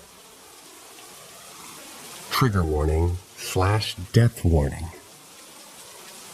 I don't know where else to talk about this. Ever since I was a kid, I've been able to sense death. I can see it up close, as in I can look into someone's face and see that they're close to death. I always thought that was kind of interesting because it would happen when I'd meet my friend's parents or family.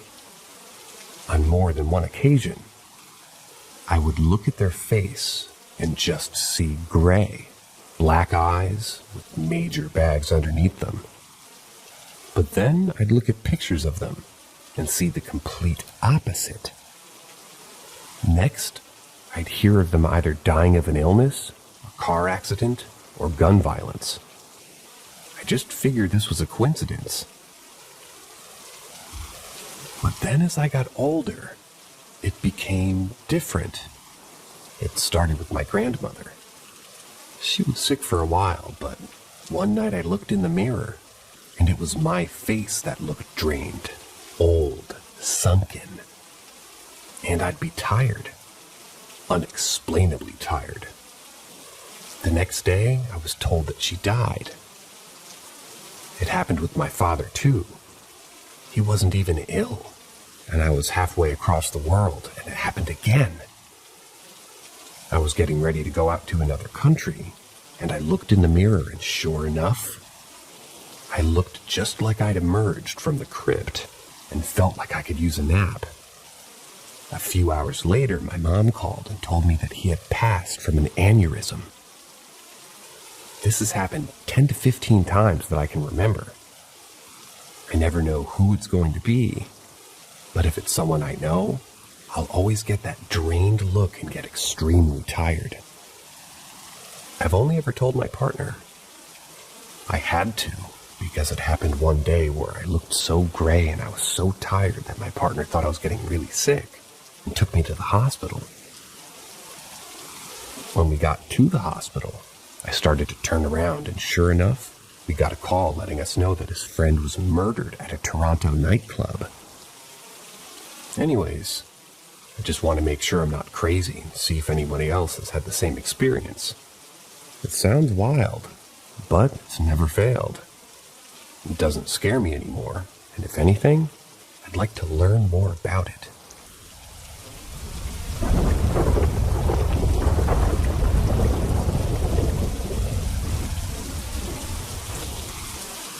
Midnight taco run. A bit of background. My husband and I had been together since the 8th grade. I was 13 and he was 14 in 1997. That, in and of itself, is difficult for people to believe. But we've been together 26 years now, so we know each other pretty well.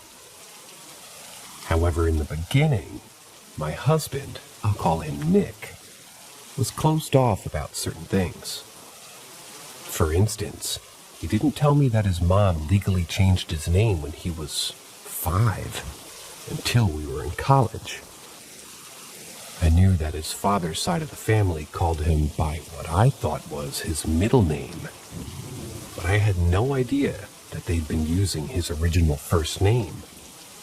When I asked why, he didn't tell me. He said that he didn't think it was that important. Anyway, I can't remember the first time something paranormal came up, but Nick very reluctantly told me that he could sometimes see things that most couldn't. This astonished me, as I've never thought of him as the type to even believe in the paranormal. But instead, he not only believed, but lived with it on nearly a daily basis. I told him that I believed him and was curious about all the things that he could see. And I asked for him to share his experiences with me as he experienced them. At first, he was uncomfortable doing so, but when he realized that I was genuinely interested and not out to make fun of him, he began opening up about it and sharing almost every time he saw something, unless it was something that he felt he shouldn't acknowledge. So, on to the story. One night in early October, in about 2008 or 2009, we decided to take a midnight snack run to our favorite taco place. I was driving that night, and when I turned onto our neighborhood, on our way home, I saw what I thought was a grayish trash bag blowing in the nearby stop sign at the end of the street.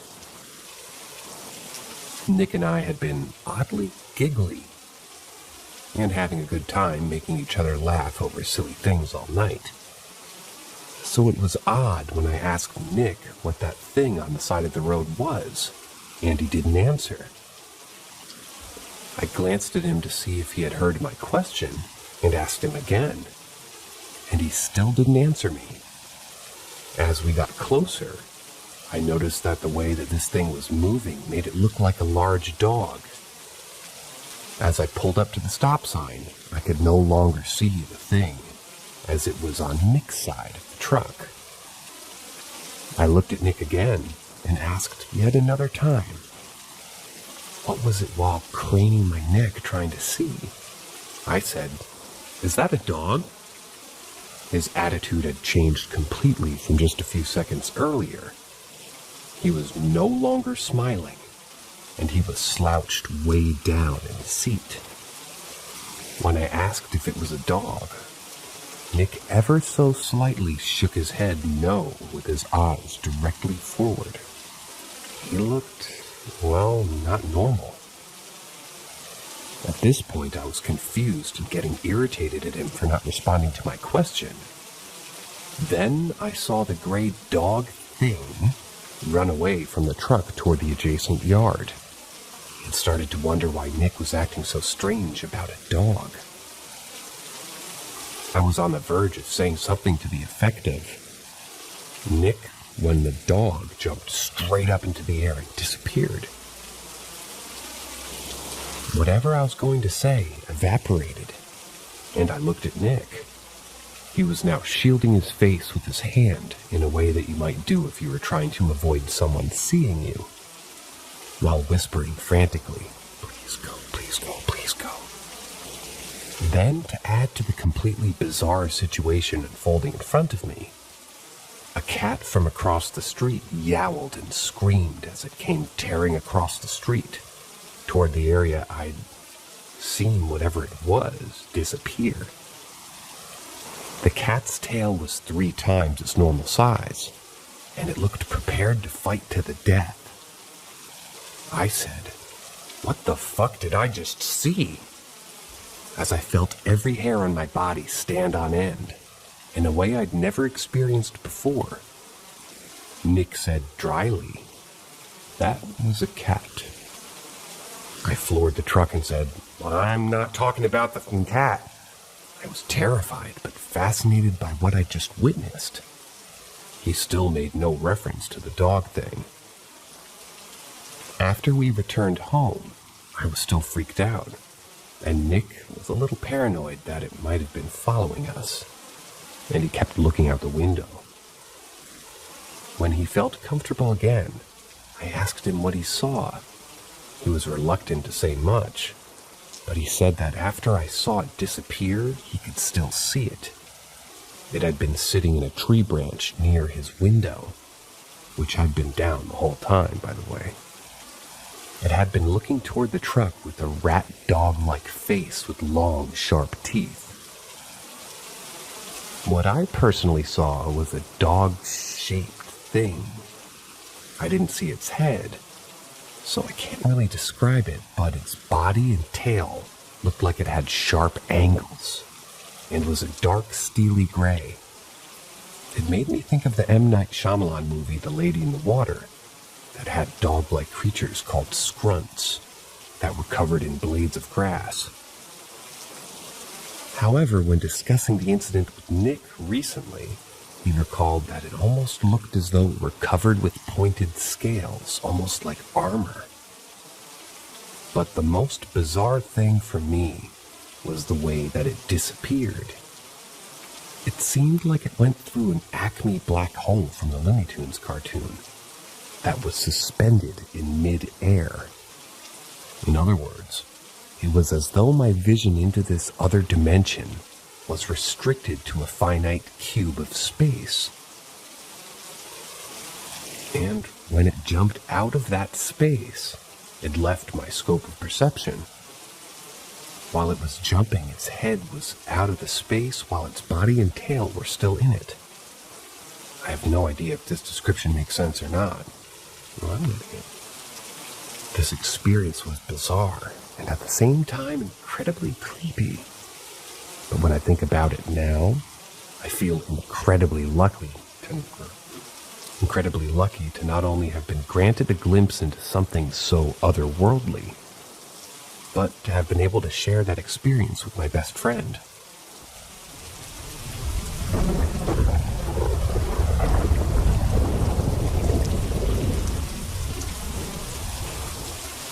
Sleeping encounter.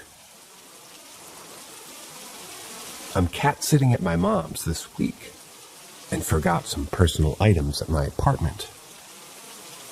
My boyfriend and I had made plans for him to come by this morning, before or after his gym, to drop them off. All the doors are locked, and he's got the key to the house.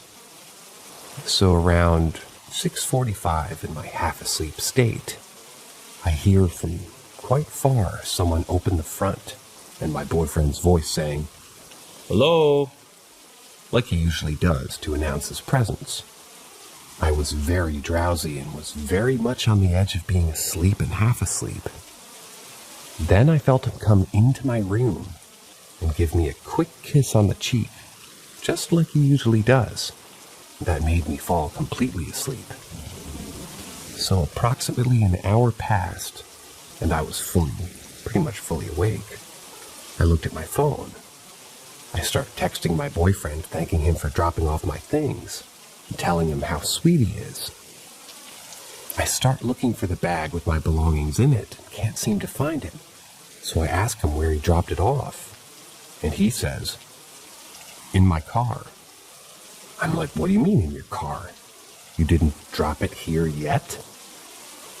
So turns out my boyfriend is currently at the gym, and I'm waiting for him while he's writing this. Or while I'm writing this, sorry. I'm stunned, shocked, confused. I have no idea how to explain what happened, because I swear on my life, I could feel the kiss on my cheek, and I heard his voice say, "Hello," in that very specific little tone that he takes sometimes. I'm a very light sleeper, so I get woken up by pretty much any loud noise around me, and the front door is not the most silent one to open or close.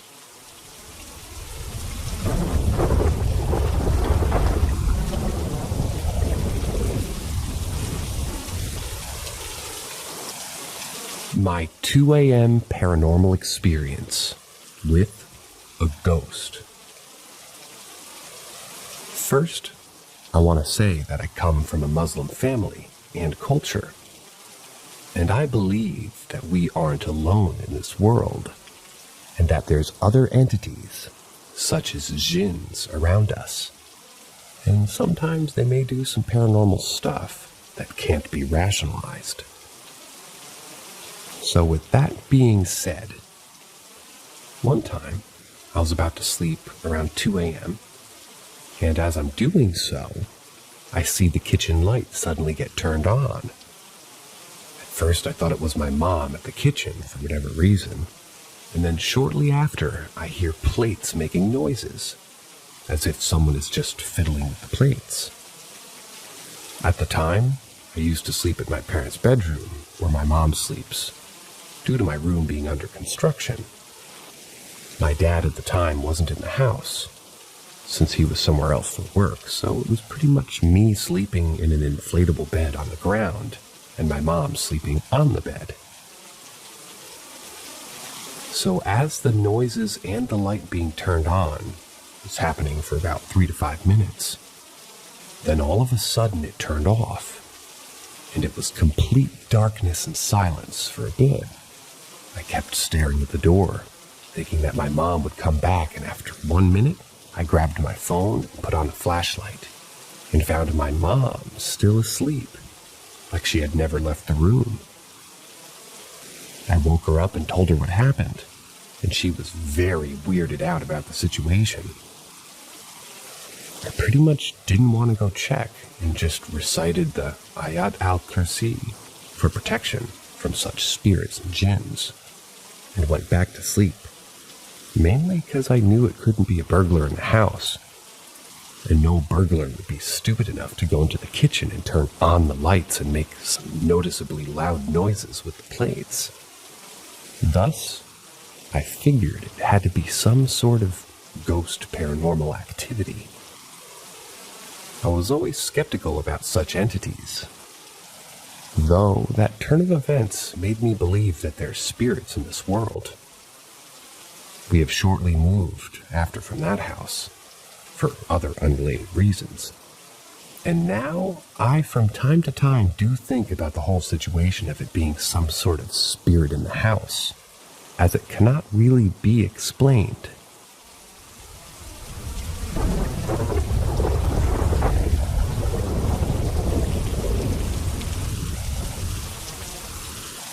This just happened, where a ghost just said in my aunt's voice, "Assalamu alaikum." This just happened today, and I'm freaking out. So my grandparents' house is haunted. Pretty much my cousins and I believe it. We've had many experiences where we heard whistling, seen figures, heard noises, had dreams of people that we don't know, or heard mimicking voices. Now, I've never experienced anything till today. So for starters, my uncle, aunt, and cousin went away on a trip recently. My other aunt and other cousin were out as well. My grandmother was downstairs with her headphones on, and she has a hearing problem, so she can't hear us. And my grandfather was also upstairs. He was sleeping. So we often come visit every day, at the same time, because my sister is autistic. So I rang the Ring doorbell because the lock wasn't working, because sometimes it glitches and fixed itself later because of exposure to the sun. So I unlock the door, and I hear my aunt's voice say, "Assalamu alaikum." So I said the greeting back, but then it clicked for me. My aunt's not here. So, coming from inside the house in my aunt's room, and it was her voice. So I rushed around to see. I called my other aunt and asked if she was here and told her. She told me to ask if my aunt did it through the Ring app. Now keep in mind the Ring is very new, and they never really used it before. So when I called her, she had no idea that she could even do that. So then I started freaking out. I couldn't even say the prayer because I couldn't remember.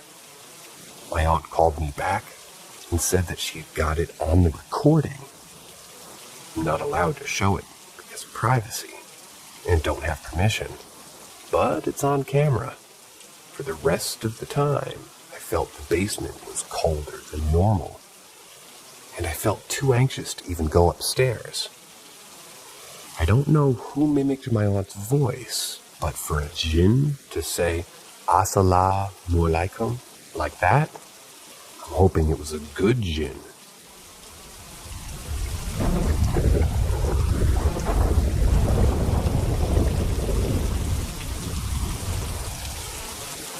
Need help figuring out what happened. There's a trail that's only big enough for select off-road vehicles. The gate is small enough that no vehicle can enter it. We were able to get in on one of the smaller side-by-sides and started the trail. About a mile, the side-by-side I was in needed to stop and use the bathroom. So, we fell about a mile behind the lead side-by-side. The driver of mine decided to try and hit a puddle after we started driving again and ended up hitting a stump and flipping over.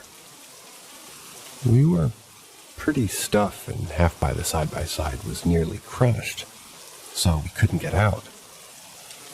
So less than 5 seconds after we stop rolling, these 3 random men in their 20s start pulling us out of the vehicle and helping us.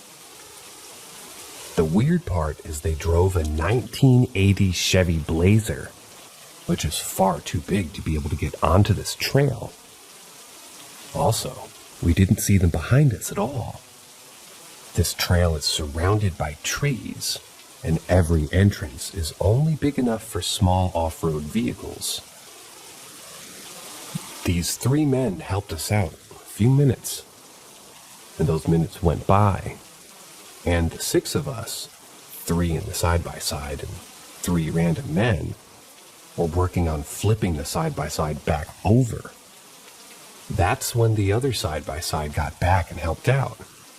We took a few minutes to talk to each other, and by the time our focus shifted back to the 3 men, their vehicle and them were gone.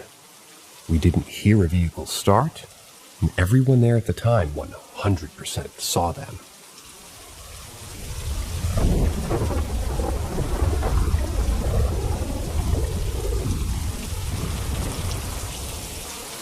The Bayport Experience. Okay, so about 21-ish years ago, my mother was able to buy her first house and got it for a very good price. I remember being quite excited to have my own bedroom, and every day after school, my mom would bring me to our new house while her and my grandmother cleaned up the place. And because I was there, I was able to pick my own room. The room I had chosen had an old Cheerio cabinet with an old creepy doll, an old music box, and a few other broken tools. I asked my mom if I could keep the music box and started to play with it while my mother cleaned. Eventually, my grandmother found an old beaten-up journal, and my mother and her started to read it. I'll never forget the 2 entries. Why did she make me do this? She knows how I get. Why couldn't she have just kept her mouth shut? Entry 2. I miss her every day. I don't think I can go on without her anymore. I only heard these because I had eavesdropped on my mother and grandmother. They decided to get rid of the journal because of how creepy it was. But we eventually moved, we moved the book. And that's when the weirdest thing started to happen. My family were convinced that the house might be haunted, but nothing directly was happening until they did. Encounter number 1. I was watching TV, the pilot episode of Ned's Declassified School Survivor Guide, when something strange started to happen on my TV. The volume went super high and my remote stopped working. My brother and stepdad ran in, and the channel started to change as the volume got louder. My stepdad said something about it being a deaf ghost. Then the volume went to mute, and followed by the power going out completely. My stepdad looked at the breaker box and could find nothing wrong with it.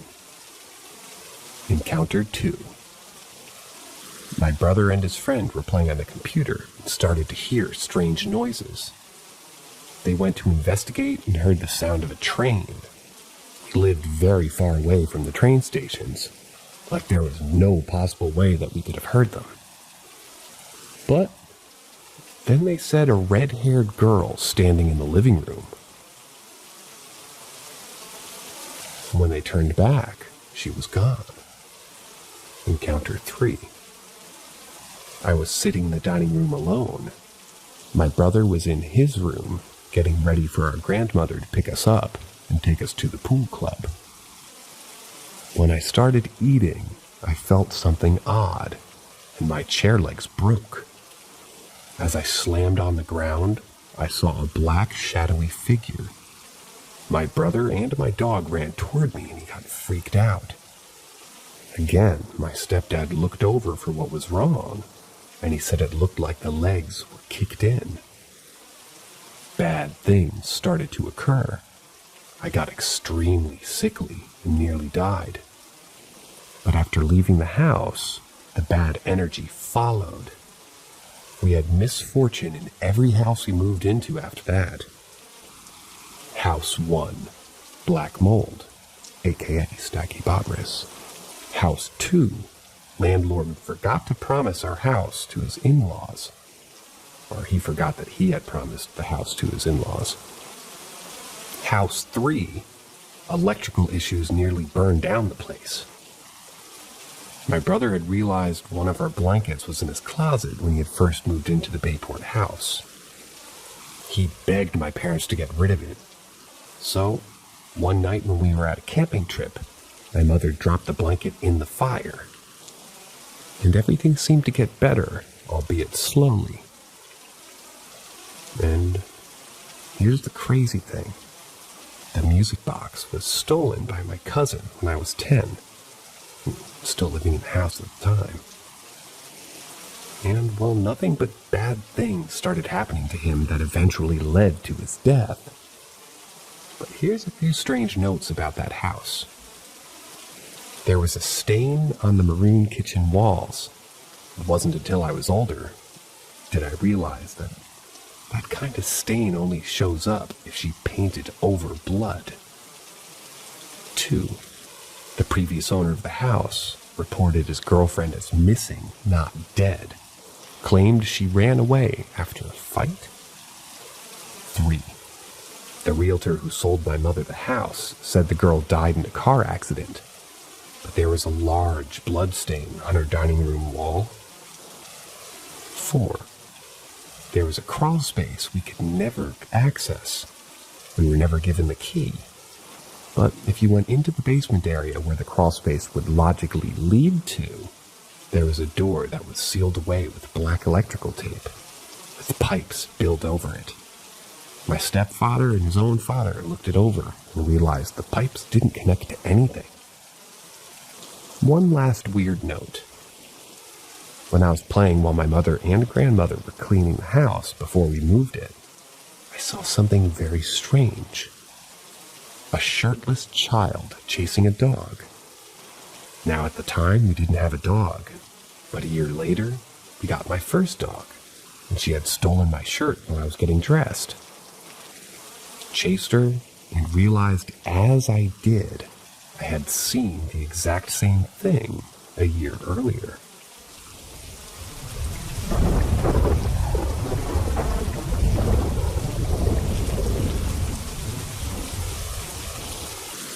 The Ghost Cat, a night I can't forget. Years ago, around a decade back, my friend and I were part of the same Marine Corps Reserve unit. The distance to our unit from my place was a good 2.5 hours. One particular day, we were required to report early. To save time, we decided I'd stay at his place, situated halfway between my home and the drill center. After a night of barracks cuts and a couple of beers, my friend, looking a bit troubled, confided me about an unusual problem with the house that he was renting. He believed it was haunted by a ghost. Being a skeptic, couldn't help but tease him. But his response was not what I expected. He looked straight into my eyes and uttered, "It's a damn cat." He recounted incidents where he'd wake up to see the cat lounging outside his bedroom. Each time, he would leap out of the bed to catch it. But by the time he'd reached the doorway, just 5 to 7 feet away, it would vanish. I laughed it off, attributing it to his imagination, and decided to crash on the living room couch. The stillness of the night was interrupted when I felt something brushing against my hand, which dangled off the couch. As I peered down, I was met with the sight of a cat affectionately rubbing its head against my hand. Panic set in as I realized I was paralyzed. The dreaded sleep paralysis. While my body was immobile, my willpower drove me to make a tiny movement. In a desperate attempt to prove its existence, I managed to grip that cat's face with my index finger, trying to nick my finger on its sharp tooth. Suddenly, the cat wrenched free and started straight through to the living room wall. The moment its tail disappeared, the paralysis lifted. Frantically, I inspected my finger. While there was no visible injury, I could faintly feel where the tooth had pressed against it, and there seemed to be a slight discoloration. The next day, still bewildered, I narrated the previous night's events to my friend. I may never know the truth of that night, but part of me is convinced that I held onto a ghostly feline, even if just for a fleeting moment. The most uncanny thing? It behaved just like any ordinary cat.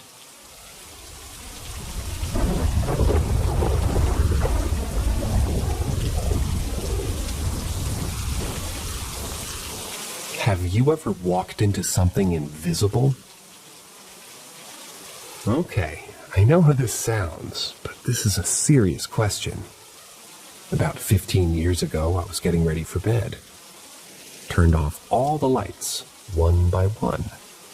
The light in my bedroom was on, so I was turning off all the other lights and going into my room. I picked up my cat like a baby and turned off the last light in the living room.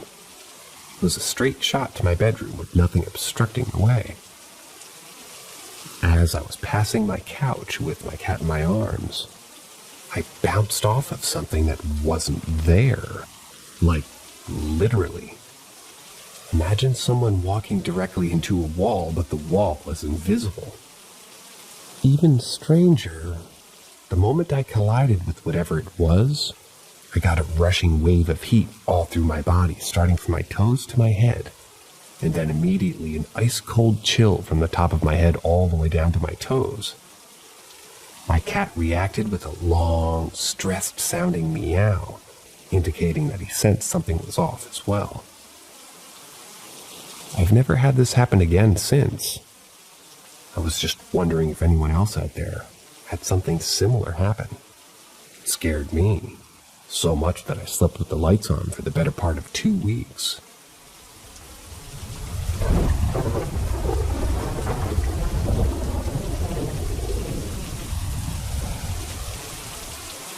So, there's this mausoleum. This was many years ago now, but this place is imprinted into my memory. It was a mausoleum and cemetery within walking distance of my apartment in New Jersey. I had a few experiences with that place, but the creepiest one was the day I walked past it, and it was open. FYI, I walked past this place a lot and lived in that apartment for a few years, and only saw it open this one time. So I'm walking by one afternoon, and I notice the sign is out stating, quote-unquote, visiting hours. Never saw it open before, so I decided to check it out. Even though a couple of the other experiences had already happened outside of here, I figured I'd set my mind at ease. Spoiler, I didn't. So I walk in. The first thing I see is a very long marble-floored hallway with drawers in the walls. Expected. Unexpected were the strange gated parlor chairs that were sort of tables behind wrought iron gates, spaced every so often. Then I heard footsteps. You know how footsteps and shoes can echo on hardwood floor, or hard floor in general? So I say, "Hello," and nothing. Footsteps get louder, so I loudly say, "Hello?" No response. The sound of footsteps is loud enough to sound like it's right around the corner.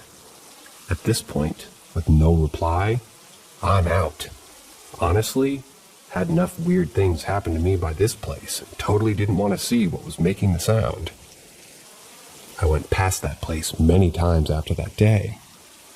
For a while around the same time, it was never open again.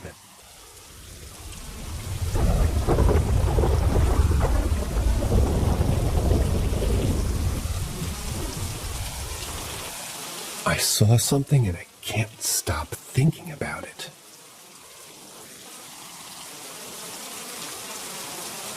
I work the third shift. I go to many different locations and clean. One of the locations I go to has deers and bunnies.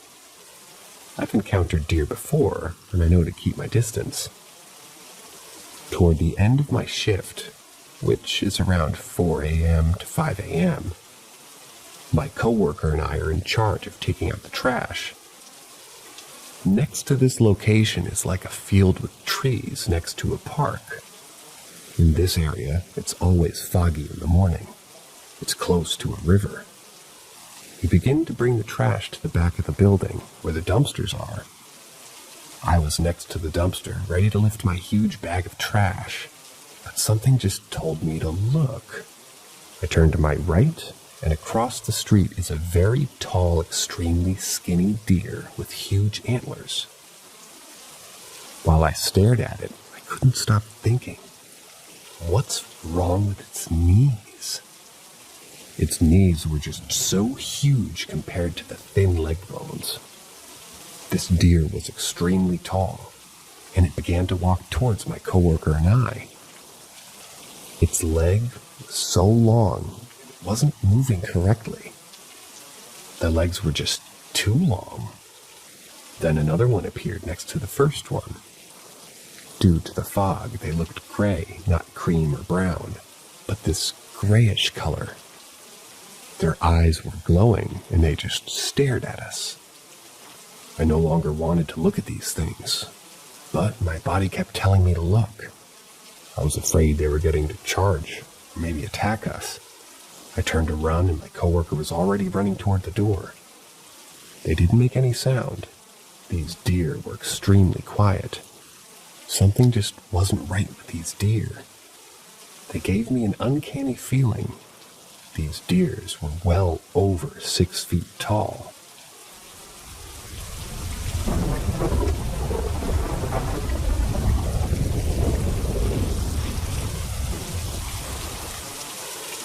Saw a ghost.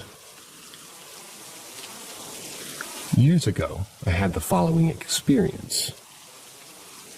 My boyfriend and I at the time had watched a film, and he said I'll take it back to the rental place, which was down the road from my house.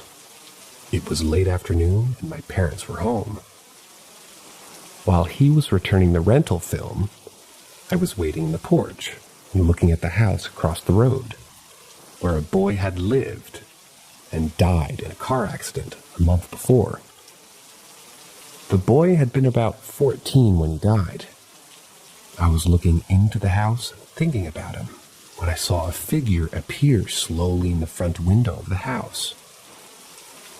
I could see a figure wearing a blue jacket, jeans, and could see a head but no facial features. Just a pink kind of mottled face. Then the figure began to vibrate side to side, which was fairly frightening to see. I was, of course, shocked and scared. I turned back into the house, and my mom said, "What's the matter?" I told her I saw something strange and told my boyfriend also. I don't think they believed me, but I saw it for sure. I feel still to this day kind of amazed and in awe of what it is that I saw. Feel honored really to have witnessed it. I've only told 4 or 5 people. Sort of felt that I would maybe get looked at as being strange. I was about 20 years old at the time. I'm now 48 and still remember it clear as day.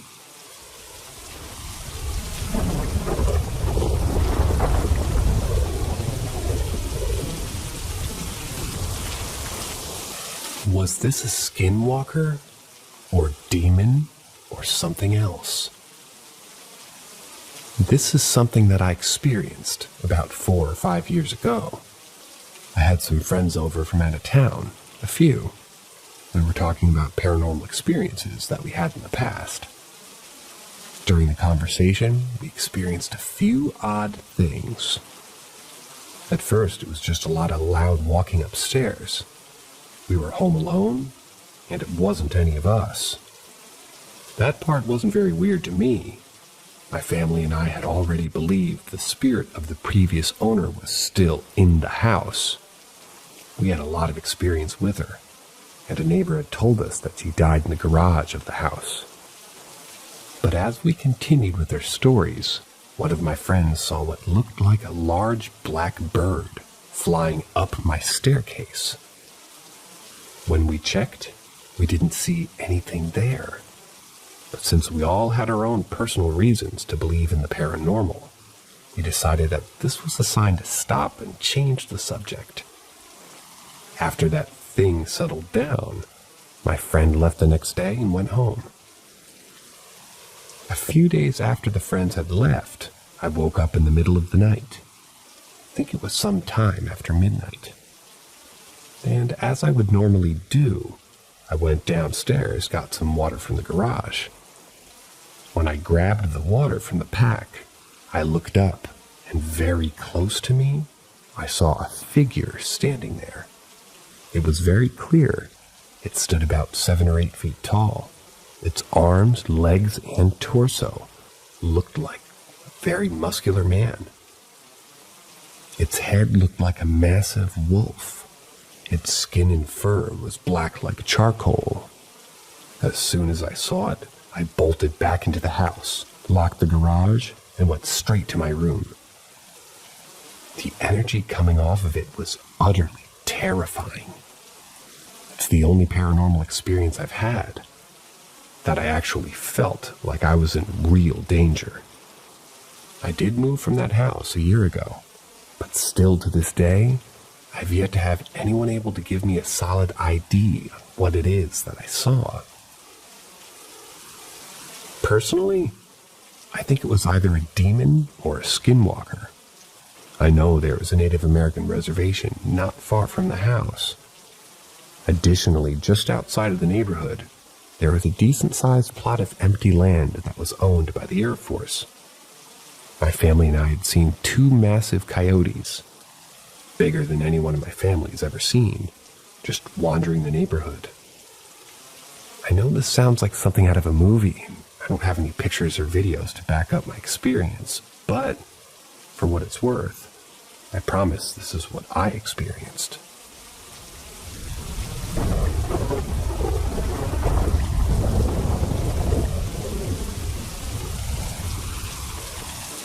My first encounter with a friendly spirit. It was the summer of 2009.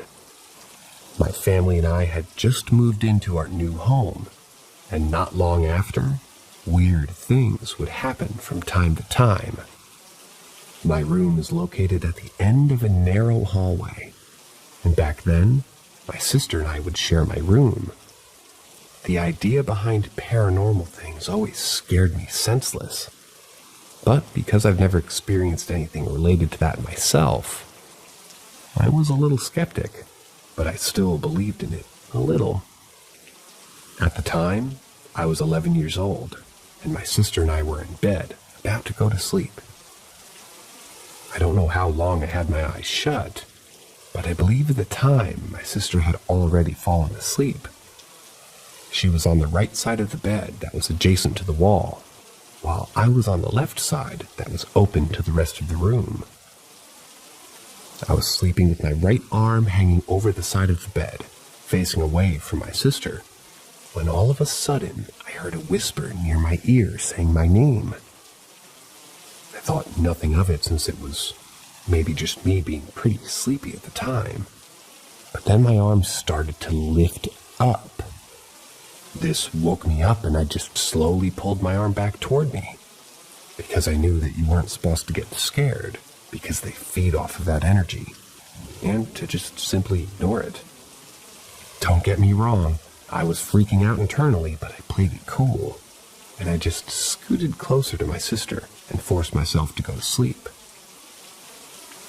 Even though I was scared, and in general I get scared very quickly, I didn't feel like it was a bad spirit.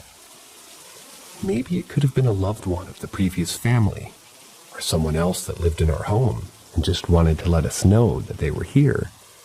Who knows? Anyway, that was my first experience, but definitely not the last.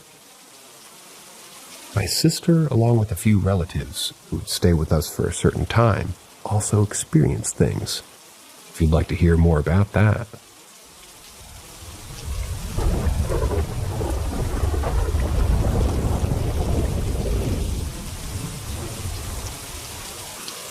Ask Reddit.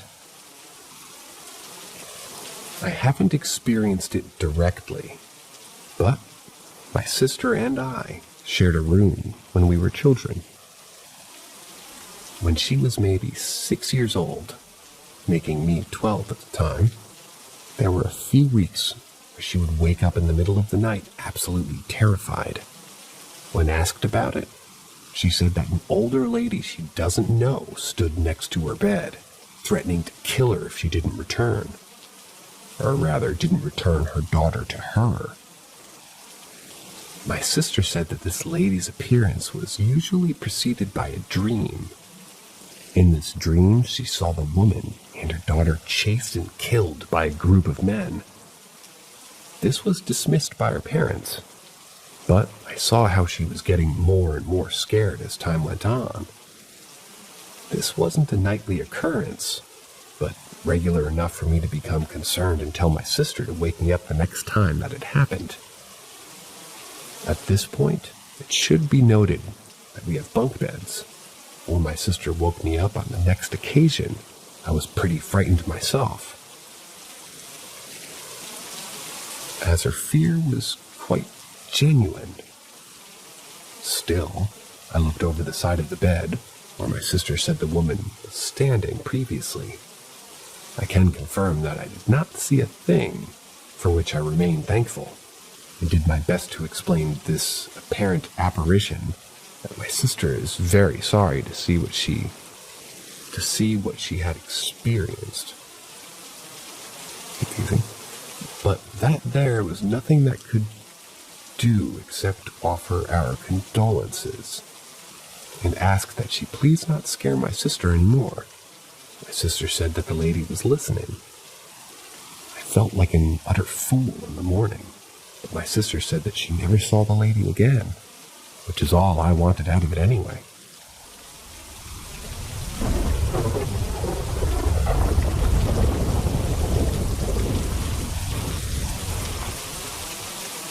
Ask Reddit. This was a few years ago. Was in the car with my mom on the way home from visiting a friend. It was winter in Canada, so there was a ton of snow. Driving is hard. The car ends up getting stuck in the snow. For those who don't know, it's extremely difficult to get a car out of the snow because the wheels would lose grip and just keep spinning. Often you need to get a tow truck, tie chains, put it all on the wheels, put wooden planks down, or have at least 3 strong guys to push the car, or all the above. As my mom and I were figuring out what to do, as we had nothing to get the car unstuck, I see a girl standing about 10 feet away. She must have been crossing the road and noticed us. The thing is, I didn't see her walk up to us. She looked to be in her maybe early 20s. She just looked like a normal person, with dark shoulder-length hair. Was wearing black winter clothes. She had on a backpack as well. She signaled that she was going to try pushing the car from behind. We nod. My mom tries driving, but no luck. My mom said, "Go out and help her push the car." As I went to unbuckle my seatbelt, the car went forward as if there was no snow at all. And as I said before, it doesn't just get unstuck that easy. As we drove, we both turned to wave and thank the girl, but she was gone. There's nowhere she could have gone in such a short amount of time. And to be honest, there's no way that she could have pushed that vehicle by herself out of the snow. We haven't seen her since. And I always wonder who or what she was.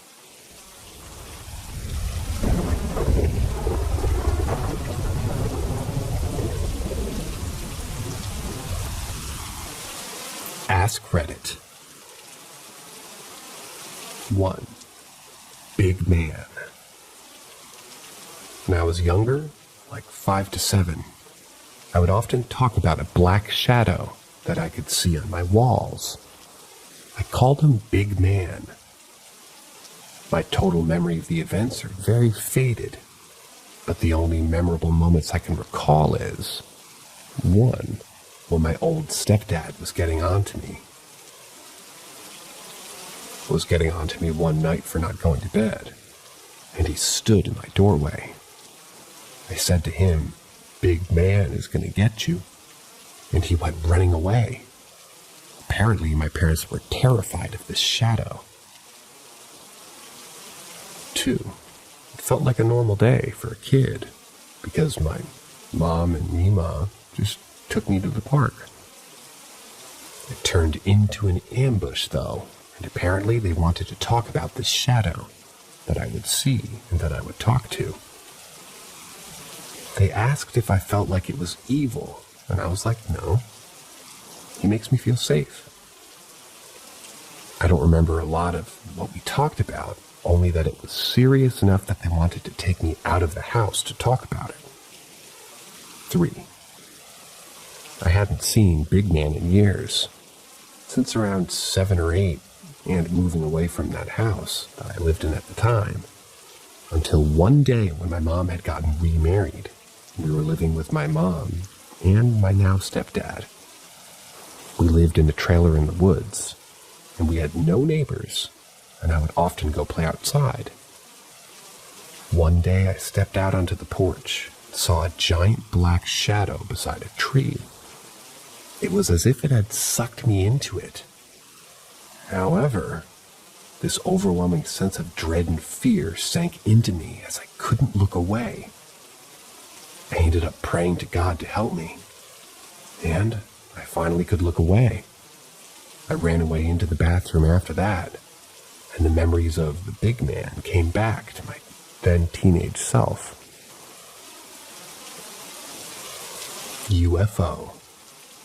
This happened to not just me, but my best friend as well. We were young, angsty teens with family problems and relationship issues to boot. We often talked deeply to one another, and our friendship was rich.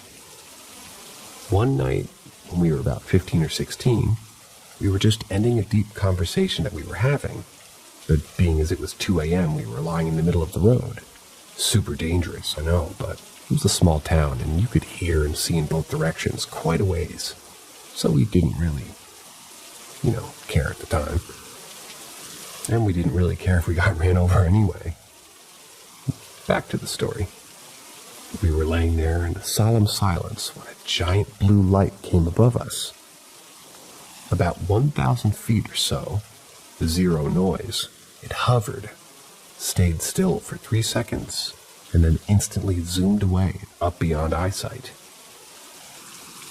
After a half second passed, he popped up and was like, "Did you see that?" I was like, hell yes I did. Then we went running off toward the house, scared shitless. To this day, no one believes us and thinks that we were just foolish stoners. We weren't high then.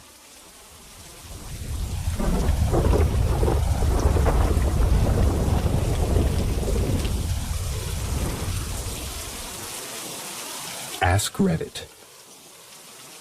Moving into my old house, we always felt off in the basement. My ex-wife would feel as if she's being watched, or I felt as if I couldn't breathe. The door at the top of the stairs leaned inwards and was always opening from gravity. The doorknob broke off, and it was a super old door, so couldn't get a replacement. But every so often, as I would leave the basement, the door would slam shut as soon as I neared it.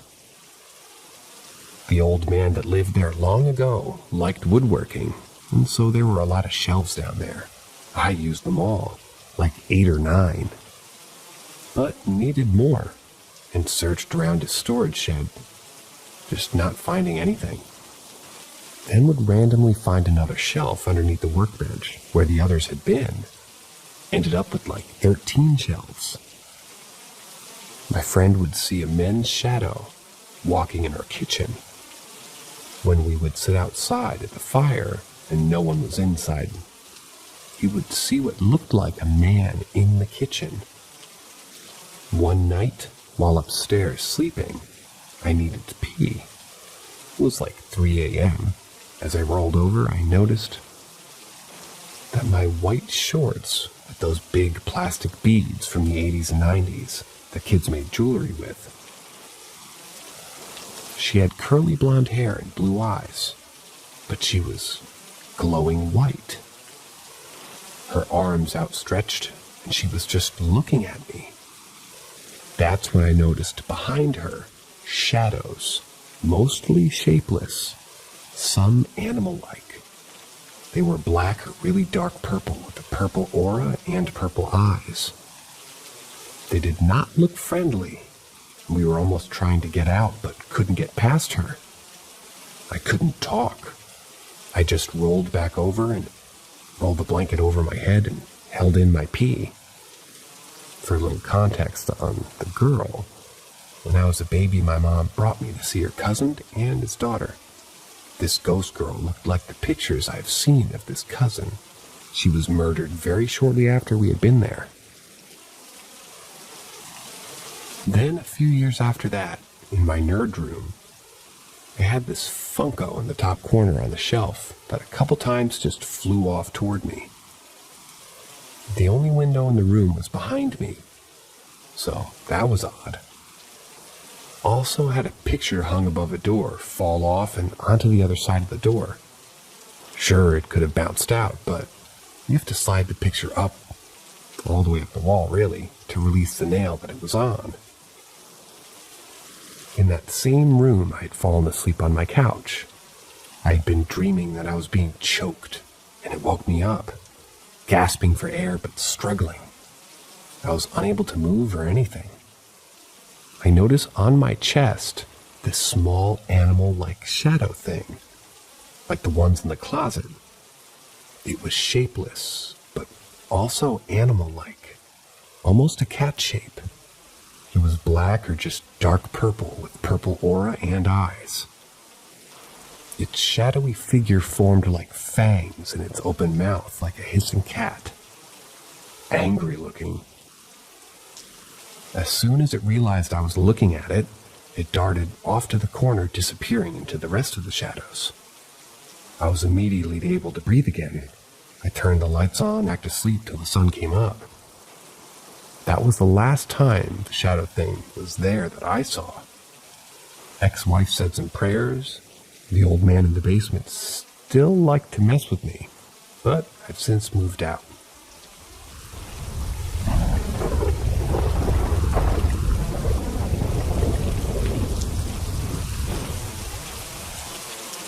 Texted my college girlfriend at like 3 a.m. after waking up from a weird dream about her talking about me and something that she needed help with. She texted back shortly after saying that her and her grandma had been talking about me a few minutes before my texts. When I was 7, I was up in me and my brother's bedroom playing with Legos. Everyone else was downstairs in the kitchen or family room, waiting for dinner, and probably watching TV. I got this weird feeling all of a sudden that something was in the room with me, and I needed to bolt. Just overwhelming fight or flight rush, and the sense that a threat was coming from the closet. I jumped up and started booking it. Ran through the bedroom door, down the little hallway to the stairs. I skipped steps, and I was just so fearful. I had just reached the edge of the stairs and was turning the corner and seeing everybody down there. Right then I realized that I couldn't make out any noise. No screams, no yelling, nothing coming out of my mouth. Everything slowed down the moment that I could see my parents and siblings. Then I felt like something had grabbed me, something I cannot even describe. Slowly, I was pulled backwards, doing everything I could to make a noise or fight free. Nothing happened. I was frozen. Then a rush of being pulled back up the stairs quickly, down the hallway into my room. Everything happened at an accelerated fashion. Last thing I remember is seeing the door slam in front of me. Next thing I know, I'm walking down the stairs slowly and getting to my parents and asking them why they didn't help me or check on me. They told me that I thought I was just playing a game upstairs. I still question what happened then. Was it a weird dream? Did an alien abduct me? Was this some sort of ghost or demon? I don't remember what happened. If anything, once I was pulled back into the room, but the sense and image, or reaching my family, and safely slowing down to a moment of stillness, to then being pulled into the room so fast that I couldn't even blink. This has me open to all kinds of things about the world and the universe, and what they could hold.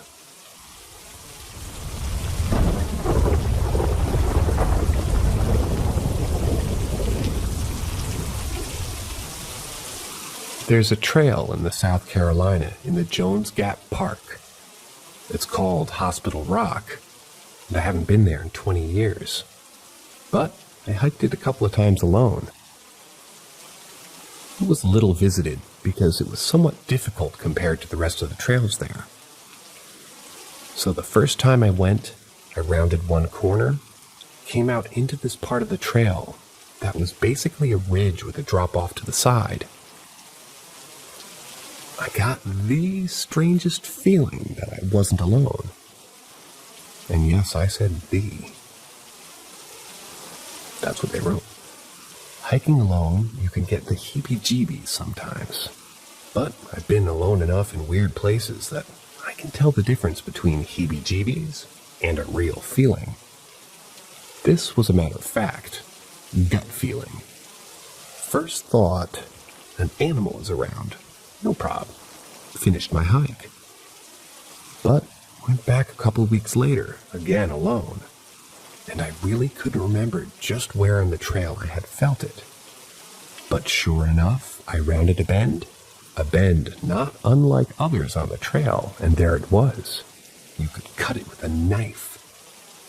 So I decided to take my then best friend there, and I was careful to avoid telling him what I felt, or where, and asked him to please let me know if he got a vibe.